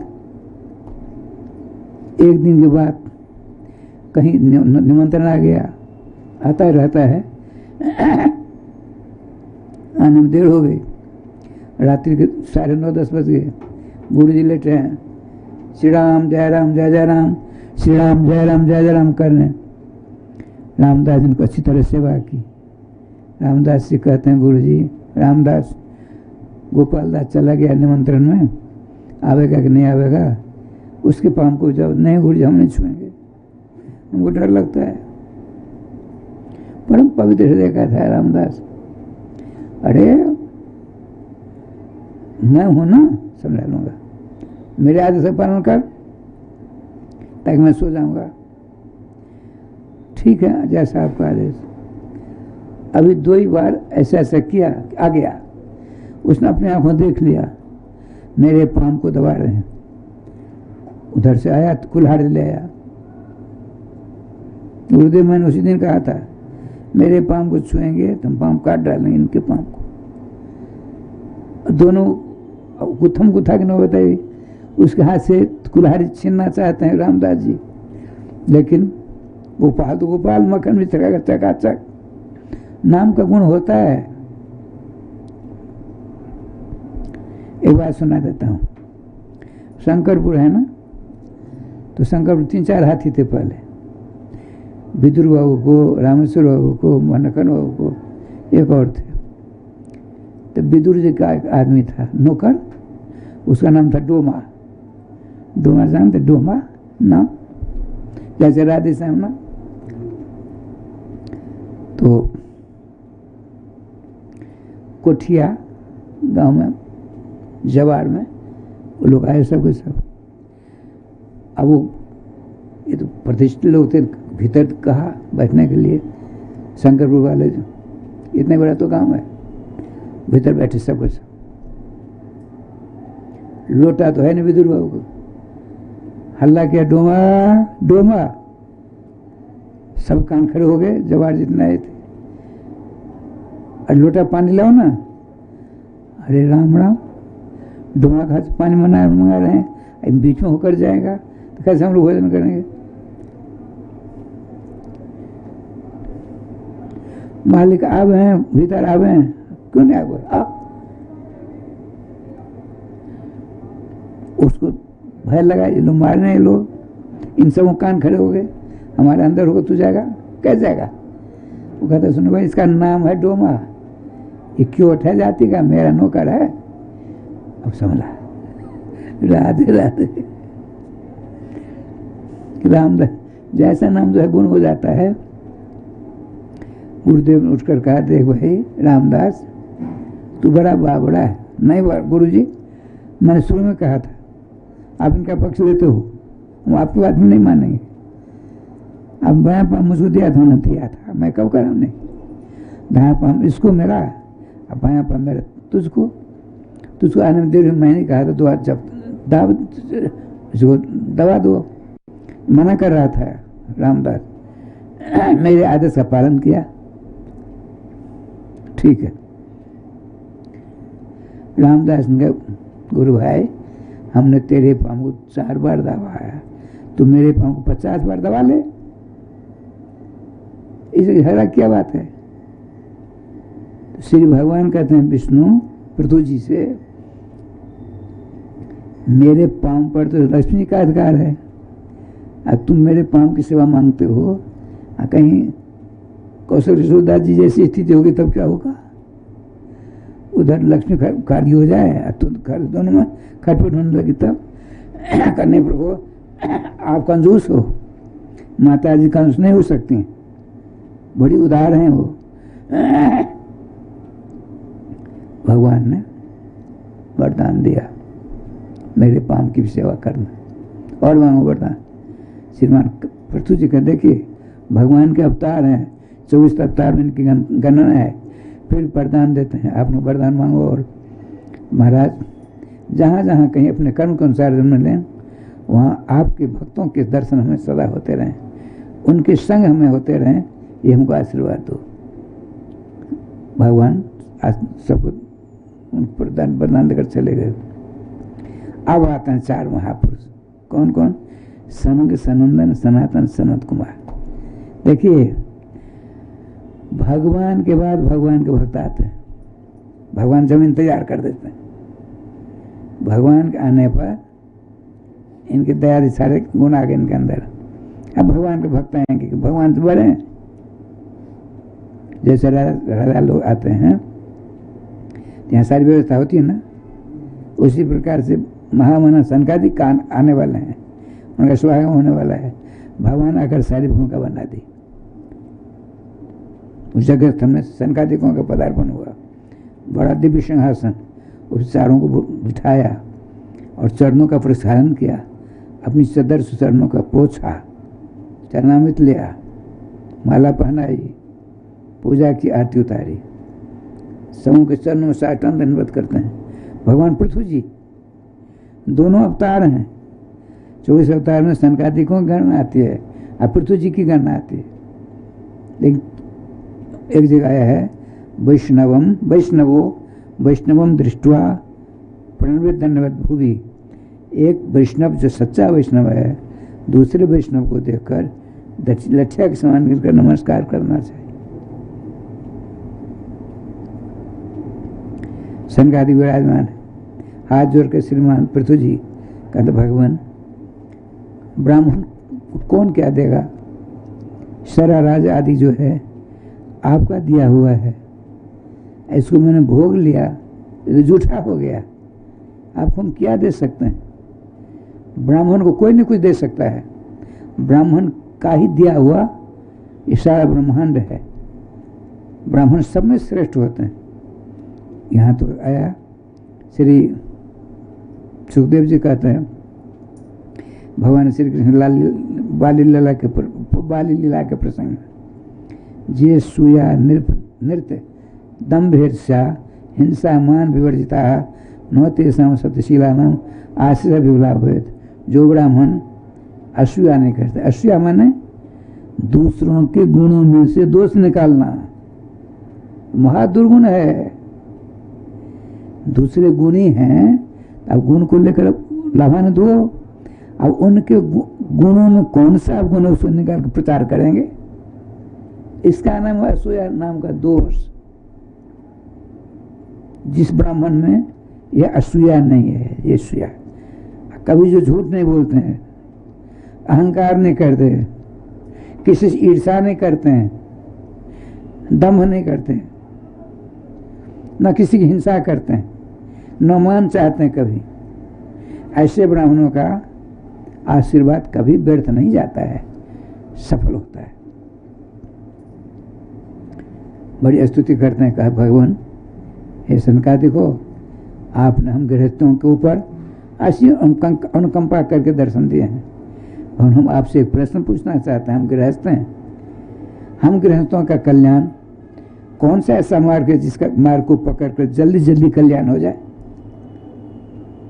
जल्दी कल्याण होने का गृहस्थों के लिए जल्दी कल्याण होने का कोई मार्ग बताइए। तो 32 प्रकार का मार्ग बताते हैं। आज सब जो सरल तथा सुगम मार्ग कहते हैं, जो जोगेश्वर उपासना की भक्तियाँ, जोगेश्वरों की उपासना रूपी भक्ति से जितनी जल्दी गृहस्थों का कल्याण होता है, उतनी जल्दी किसी अन्य साधना से नहीं होती है। और जोगेश्वर क्या चीज है? भगवान के भक्त। भगवान के जो भक्त हैं जोगेश्वर होते हैं। उनकी जो सेवा करेंगे, संतों की सेवा से जितनी जल्दी कल्याण होगा, उतनी जल्दी किसी उपाय से नहीं होगा। मैं बता रहा था, बाहर चला गया मैं कहीं दूसरी जगह, अपनी सखी से कहा, जो अंतर्जामी उसका नाम है नौकर का, मैं तुमसे कह रही हूँ, कहीं समझ गया तो चला जाएगा। संतों की बड़ी भीड़ होती हमारे यहाँ। जब से आया अंतर्जामी, तब से हमारे भाग खुल गए। सैकड़ों ने हजारों महात्मा रोज आते जाते हैं। उनके हृदय की बात समझ कर सेवा करता है वो। 8 सिद्धि 9 निधि सब उसके हाथ में है। केवल मेरे हाथों से 5 किलो गेहूं पीस कर मैं रोटी बना कर देती हूँ, वो खाता है बस। किसी वेतन कुछ नहीं लेता है, किसी को कह नहीं देना तुम, वो चला जाएगा। तो कह दिया आपका कपार को होगी, पहले कह दिया था उसने। अंतर्ध्यान होगा, अंतर्जामी। अब तो साधु महात्मा वो कौन करेगा सेवा, धीरे धीरे सब जाएगा पार। त्रिलोचन भगत को रहे सामने, काटो तो खून नहीं। भगे हुए गए, क्यों? सच बोलो। किसी को तुमने कहा हाँ प्राणनाथ एक सखी ना करके दुराग्रह कर दिया, मैंने कह दिया, अब तो रहे सामने अनशन कर लिया। जब तक उस अंतर्जामी को हम नहीं देखें तब तो भोजन नहीं करेंगे। 1 2 3 दिन हो गए, भगवान श्याम सुंदर कहते हैं स्वप्नावस्था में, त्रिलोचन भगत आप मेरे परम भक्त हो, आपकी इच्छा थी संतों के हृदय की बात जानकर सेवा करने की, मेरे सिवा कौन दूसरा आएगा, मैं ही आपका सेवक बनकर आया था। आपकी सेठानी जी ने कह दिया, मैंने पहले कहा था आपसे। अब तो कहा अच्छा आप ही हमारे इष्ट होकर के नौकर का काम किया, अब तो हमारा अनशन करके मर जाऊंगा, अब अनशन को ग्रहण नहीं करूंगा। प्रकट होते हैं भगवान, कहते देखो ऐसा दुराया मत करिए, अब हम दोबारा आ नहीं सकते, अब आप ही चलिए हमारे सामने धाम। तो विमान बुला करके दोनों त्रिलोचन भगत उनकी पत्नी को बिठा कर ले गए अपने धाम को। सदैव संतों की सेवा में चमत्कार होता है। ठाकुर जी की कृपा से श्रीमान भगवान विष्णु चले गए। पृथ्वी जी महाराज अपने पुत्र भगवान श्री सनकादिकों से बहुत से उपदेश का ग्रहण करते हैं, श्रवण करते हैं। आज श्रवण बड़ी तेज है इनकी, 10,000 कानों के द्वारा जितनी शक्ति है सुनी जाए, कथा सुनने के सेतु 2 ही कान में है। बड़े आनंद साथ उनका सेवा सत्कार किया, वो चले गए। काफ़ी अवस्था हो गई है, आप अपने विजितासु था, इंद्र घोड़ा ले गया था, उनको परास्त करके घोड़ा जीता था ना, इसलिए इनका नाम हो गया, ख्याति हो गई इनकी विजितास्व। विजिता अश्व जन अश्व विजितास्व, जिसने जग के घोड़े को इंद्र को परास्त करके जीता था। आपने उसको राज तिलक दिया, कहा देखो हम जाते हैं भजन करने के लिए। दोनों को दोनों पति पत्नी अर्ची देवी और पृथ्वी जी महाराज जंगल जाते हैं, बड़े आनंद से बैठ कर भजन करते हैं। भजन करते करते बहुत दिनों बाद उन्होंने क्या किया, अपने प्राण को ब्रह्मानंद में अवस्थित करके नाम जाप करते करते अपने शरीर का विसर्जन कर दिया। जहाँ से आए तो वहाँ चले गए। श्रीमती अर्ची देवी ने देखा मेरे प्राण वल्लभ चले गए, लीला स्मरण करके हमको क्या करना चाहिए। अपने पति की लाश को गोदी में रख करके दाएं पांव के अंगूठा से चौगाग्नि प्रवेश कर अब वो नाम लेते लेते वो भी पति के साथ, पति की लाश साथ सती होकर बहुत धाम चली जाती है। श्री वृंदावन बिहारी लाल की जय, गोविंद जय जय, गोपाल जय जय, गोविंद। श्री राधा रमण हरि गोविंद जय जय। श्री वृंदावन बिहारी लाल की जय। राजश्याम जी अब क्या लीला होती है बता तो महाराज। आपने श्री उत्तानपाद की वंश की कथा कही, बड़े भाई प्रियव्रत थे, उनके वंश की कथा थोड़ा सुना दीजिए। क्या सुनो। प्रियव्रत कहते हैं जीव को हम और आप ही प्रियव्रत हैं। प्रिय व्रत है जैसा सुप्रियव्रत है, सर्वश्रेष्ठ व्रत जिसने ले रखा है। सर्वश्रेष्ठ व्रत क्या है? भगवान को साक्षात्कार करने का उपाय क्या? भगवान नाम। भगवान नाम के द्वारा भगवान को प्राप्त करने का जिसने दृढ़ संकल्प ले लिया उसका नाम है प्रियव्रत। आप भी ऐसा संकल्प लेंगे तो आप प्रियव्रत होंगे।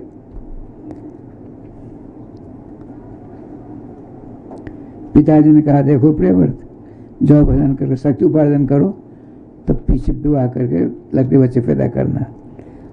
प्रारंभ से उनकी इच्छा थी भजन करने की, संसार बसाने की इच्छा नहीं थी। चले कि पर्वत के शिखर बैठे, देवर्षि नारद जी पहुँच गए। नारद जी ने सोचा राजकुमार को चेला बना लेंगे तो खूब संतों की सेवा होगी, खूब चकाचक राधे राधे होगा। जैसे वो थे वैसे नारद बाबा। नारद जी ने कहा देखो राजकुमार प्रियव्रत, संसार में आए हो किस लिए? जो शरीर तुमको मिला है इसको सार्थक करने के लिए, इस शरीर के द्वारा भगवान को प्राप्त करने के लिए भजन ऐसा करो, ऐसा भजन करो भगवान के नाम का, ताकि भगवत प्राप्ति हो जाए, सदा आना जाना सदा के लिए छूट जाएगा। ठीक गुरु जी। उपदेश दे रहे थे, ब्रह्मा जी को खबर मिली, भागे भागे ब्रह्मा जी आ गए। राजकुमार को अब छोटी अवस्था में बाबा जी बनाना चाहते हैं नारद जी, उनकी तो आदत है।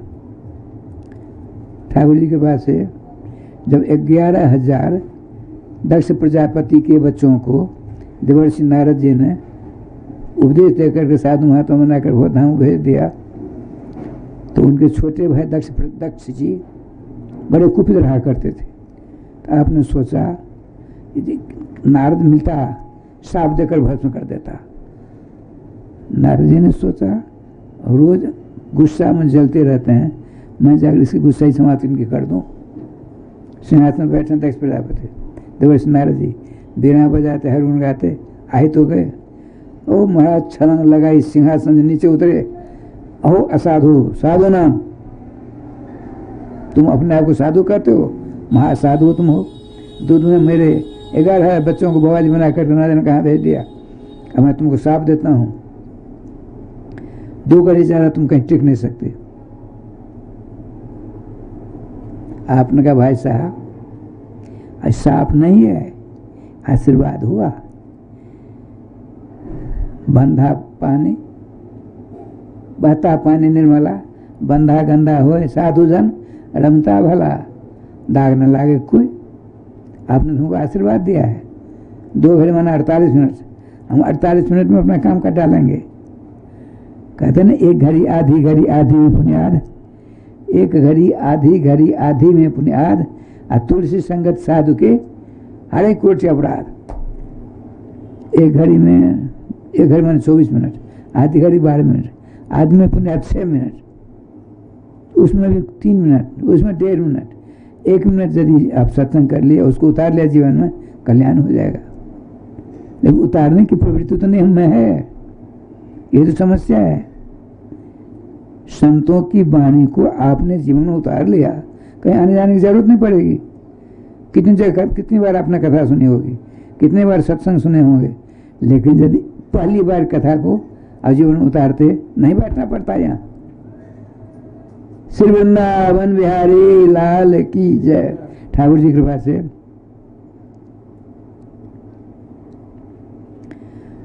ब्रह्मा जी आ गए। अब तो नारद जी सब पकाने लगे। पिताजी क्या कहें, विराजमान हुए। ब्रह्मा जी बैठे हैं, इधर प्रियव्रत जी, इधर नारद जी। अब लगे कथा कहने। कौन? बाबा जी, बाबा मान ब्रह्मा जी। प्रियव्रत सुनो, कान सुनो कर। नारद तुम ही सुनो। देखो 2 साधक हैं, 2 भक्त हैं। एक जंगल चला गया, वहाँ अपनी इंद्रियों की गुलामी कर रहा है, बढ़िया बढ़िया फल ढूंढ कर खाता है, मस्ती में सोता है, खूब फल खाता है, सोता है। एक गृहस्थ जीवन में है, साधु महात्मा आते सेवा करता है, अतिथि आते हैं सेवा करते हैं, जो प्राप्त होता है ठाकुर जी भोला कर भोजन करता है। उन दोनों में कौन बड़ा है? नारद जी बताओ कौन बड़े हैं? घर में रहकर जो जीवन यापन करता हुआ, साधु संतों की सेवा करता हुआ भजन करता, उससे ये बढ़िया है। फिर इनको उपदेश देकर बाबा जी को बना रहे हो तुम। राधे राधे, ठीक है, अब नहीं बनाएंगे, जाओ जाओ। नारद जी को राधे श्याम, नारद जी को ब्रह्मा जी ने हटा दिया, चले जाओ। जब नारद जी चले गए, पिताजी ब्रह्मा जी ने कहा प्रियव्रत देखो, तुमको तुम्हारे पिता ने भेजा है तपस्या करने के लिए, तपस्या करके शक्ति उपार्जन करो, तब शादी विवाह करके लड़के बच्चे पैदा करना। करोगे ना? ठीक है। जो बच्चे पैदा करना बंद कर देते हैं ब्रह्मा जी नाराज हो जाते हैं, और जो बच्चे दर्जनों पैदा करते हैं उसको ब्रह्मा जी बड़े खुश होते हैं, और सरकार भी खुश होती है, नहीं होती है। वोट देते हैं वो लोग दर्जनों बच्चा पैदा करके, अब हम तो हमारे दो हो जाते हो, इसलिए सीमित व्यवहार है आपका। ये वोट बैलेंस आजकल बड़ा चक्कर चल रहा है। साहब पांच राज्य में चुनाव होने वाला है इस वर्ष 22 में, और बड़ा देर हो रहा है। आज आए थे आगरा के एक सज्जन शर्मा जी थे, मैथिल ब्राह्मण थे, मिथिला को देख करके आ गए। एक झा कहलाते थे, एक शर्मा कहलाते थे। हमारे निकास मिथिला से ये महाराज मिथिला को तक इसलिए आ गए। अता पता दिया है पूरे उत्तर प्रदेश के RSS की शाखा है, उसके अध्यक्ष थे वो, तहसीलदार साहब थे। यहाँ तहसीलदार का था, आपके यहाँ क्या कहते हमको नहीं पता है, जमीन संबंधी डिप्टी कलेक्टर होते हैं वो लोग। अच्छा, डिप्टी कलेक्टर होता है, हाँ। तो रिटायर हो गया। हमने कहा जन्मजात हम RSS के हैं, तो हम हमारी कार्य क्षमता देकर पूरे उत्तर प्रदेश का दे दिया है। हमने कहा बताइए पहले आप, जोगी जी ठीक है, और दूसरा है कौन? योगी नहीं, दूसरी विकल्प किसको दिया जाए जो तो बता दिया कोई हमको। जोगी जी हैं, रहेंगे ही। चलो बहुत बढ़िया बात। हमको और 2-3 बातें पूछनी थी, आश्वासन दिया जब आपकी आवश्यकता हो दास तैयार है। श्री वृंदावन बिहारी लाल की जय। ठाकुर जी के पास रहे राम जी, प्रेमव्रत जी तपस्या करते हैं, तपस्या करते करते इतने रम गए, उनके स्त्री पुरुष का ज्ञान नहीं है, या स्त्री है पुरुष है इसका ज्ञान ही नहीं। परम तपस्वी। इंद्र ने सोचा तपस्या करके मेरा इंद्र पद ले लगा, लेके कितने डरपोक।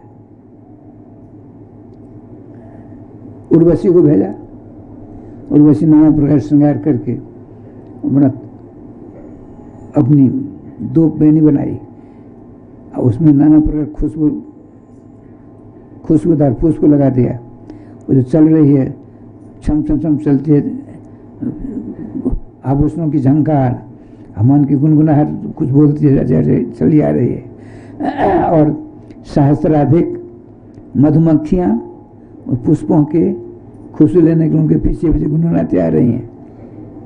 तो मक्खियों की गुनगुनाहट, इसके मुँह की गुनगुनाहट और आभूषणों की झंझनाहट, तीनों तेवनी का रूप धारण कर लेती है। प्रियव्रत राजकुमार के पास पहुँच जाती, छम छम कर इनका ध्यान तोड़ दिया, नेत्र खोलते हैं। बहुत बड़े महात्मा है। महात्मा जी आप प्रियव्रत कहते हैं, महात्मा जी बताइए आप जिस जंगल में भजन करते होंगे उस जंगल तो बहुत ही अनूठा होगा, आप शरीर से खुशबू निकल रही है। जैसे वेद पाठी कुलपति आचार्य कहीं जाते हैं, आप वेदों का पाठ करते हैं, उनके पीछे सहस्त्रों विद्यार्थी जाते हैं, उसी प्रकार आप चल रही हो कुलपति के समान, आपकी के पीछे हजारों मधुमक्खियाँ गुनगुनाती हैं, आपकी प्रशंसा करती हुई जा रहे हैं। सच बोलो तुम कौन हो? तो आपके समान मैं भी एक तपस्विनी हूँ, चलो हमारे यहाँ चलो। स्त्री पुरुष का ज्ञान है नहीं, चलते चलते राजस्थान जी 5-7 हजार वर्ष बीत के दोनों रहते साथ साथ। अंत दो तो आप फिर अपने राजधानी आते हैं। वृंदावन बिहारी लाल की जय। श्री राधा रानी सरकार की जय। श्रीमद् भागवत महापुराण की जय। श्री सद्गुरुदेव महाराज की जय। जय जय श्री राधे श्याम। हम सभी भक्तों का परम सौभाग्य है जो कि इस कलिकाल में बैठ कर के हम सभी भक्त श्री सद्गुरुदेव भगवान की कृपा पावन सानिध्य में विगत कई महीनों से श्री कृष्ण कथामृत भक्त और भगवान नाम की अनेकानेक प्रकार की कथाओं को श्रवण करने का सौभाग्य प्राप्त हो रहा है। जो भी भक्त श्रद्धा चैनल के माध्यम से इस कथा से जुड़ रहे हैं, सर्वप्रथम उन सभी भगवत भक्तों को जय श्री राधे, जय श्री कृष्ण। जैसा कि आप सभी भक्तों को नित्य प्रति श्री सद्गुरुदेव भगवान एवं पूज्य महाराज श्री के द्वारा बताया जाता है और आप लोग नित्य प्रति टीवी के माध्यम से हमारे सेवा संस्थान के प्रकल्पों का दर्शन भी करते हैं और आप जैसे बहुत से जो दानदाता हैं नित्य प्रति चढ़ करके बढ़ करके हमारे सेवा संस्थान के प्रकल्पों को मजबूत बनाते हैं। तो आइए हम सभी भक्त श्री सद्गुरुदेव भगवान के पावन सानिध्य में प्रवेश करें। सर्वप्रथम हमारे मिथिला कुंज वृंदावन सेवा संस्थान के जो भी प्रकल्प हैं, एक बार उन प्रकल्पों को अपने जीवन में अंगीकार करेंगे, अपने जीवन में धारण करेंगे। पुनः आज की परम पावनी बेला में हम सभी भक्त प्रवेश करेंगे। जैसा कि हम सभी भक्तों को विदित है, श्री सद्गुरुदेव भगवान के पावन सानिध्य में एक ऐसा भव्य एवं दिव्य श्रीमद् भागवत जी का मंदिर निर्माण होने जा रहा है, जिस मंदिर में श्रीमद् भागवत जी के संपूर्ण 18,000 श्लोक ग्रेनाइट पत्थर पर शिलालेख किए जाएंगे। बंधुओं, मैं आप लोगों से आग्रह करूंगा, आप लोगों ने भागवत मंदिर का यत्र तत्र दर्शन तो खूब किया होगा, लेकिन यहाँ पर जो भागवत मंदिर निर्माण होने वाला है, यह भारत ही नहीं अपितु विश्व का एकमात्र ऐसा मंदिर होगा जिसमें श्रीमद् भागवत जी के संपूर्ण 18,000 श्लोक शिलालेख किए जाएंगे। तो निवेदन करूंगा, यदि आप लोग भी अपने परिवार के कल्याण के निमित्त, अपने पूर्वजों के कल्याण के निमित्त यदि आप लोग इस मंदिर से जुड़ना चाहते हैं, यदि एक श्लोक को भी आप लोग इस भागवत मंदिर में अंकित करवाना चाहते हैं, तो मैं निवेदन करूंगा आप लोग जरूर इस मंदिर की सेवा से जुड़ें और पुण्य लाभ प्राप्त करें। यदि आप लोग मंदिर में एक श्लोक की सेवा करना चाहते हैं अपने परिवार के एवं अपने पूर्वजों के कल्याण के निमित्त, तो मात्र और मात्र आपको 5100 रुपए की सेवा प्रदान करनी पड़ेगी। रहे हैं उन नंबरों पर सीधे आप अपनी राशि को जमा करवा करके अपने दान की घोषणा को करवा सकते हैं। और जैसा कि हम सभी भक्तों को विदित है, मिथिला कुंज वृंदावन में विगत 30 वर्षों से श्री सद्गुरुदेव भगवान के सत्संकल्प स्वरूप अखंड युगल नाम महामंत्र संकीर्तन चल रहा है, जिसमें ब्राह्मणों के द्वारा, विद्वानों के द्वारा, साधु संत वैष्णवों के द्वारा अखंड युगल नाम महामंत्र संकीर्तन सिर्फ इस उद्देश्य से किया जाता है, विश्व में कल्याण हो, विश्व में सुख हो, शांति हो, हमारा और आपका परिवार समृद्ध रहे, इसी संकल्प को लेकर के यहाँ पर दिव्य अखंड युगल नाम महामंत्र संकीर्तन किया जाता है। तो निवेदन करूंगा, यदि आप लोग भी अपने परिवार के कल्याण के निमित्त यदि आप लोग अखंड युगल नाम महामंत्र संकीर्तन करवाना चाहते हैं, वैसे तो मैं आप लोगों से आग्रह करूंगा, आपके जीवन में किसी भी प्रकार की खुशी हो, उस खुशी में यदि आप लोगों ने अपने जीवन में नाम को शामिल कर लिया तो आपकी खुशी दुगना हो जाएगी। यदि आपके परिवार में किसी बालक का जन्मदिन है अथवा विवाह की वर्षगांठ है अथवा आपके ऊपर जब बांके बिहारी ने कोई ऐसी कृपा की हो जो आपको अनहोनी के रूप में लगता है, जब आपको ऐसी खुशी महसूस हो तो तुरंत आप लोग हमारे संस्थान को फोन करके उस खुशी के निमित्त एक दिन का अखंड युगल नाम महामंत्र संकीर्तन करवा करके पुण्य लाभ प्राप्त कर सकते हैं। एक दिन के अखंड युगल नाम महामंत्र संकीर्तन की सेवा मात्र 1500 रुपये है। एक महीने यदि आप लोग अपने परिवार के कल्याण के निमित्त अखंड युगल नाम महामंत्र संकीर्तन करवाना चाहते हैं तो मात्र और मात्र 15,000 रुपए की राशि प्रदान करनी पड़ेगी। और यदि आप लोग चाहते हैं हमारे परिवार के कल्याण के निमित्त श्रीधाम वृंदावन मिथिला कुंज में अखंड युगल नाम महामंत्र संकीर्तन चलता ही रहे, तो उसके लिए आप लोगों को मात्र और मात्र एक ही बार में 21,000 रुपए की राशि प्रदान करनी पड़ेगी। यदि आप हमारे संस्थान को 21,000 रुपए की राशि प्रदान करते हैं, इस प्रकार से आप अखंड युगल नाम महामंत्र संकीर्तन के सदस्य बन जाते हैं।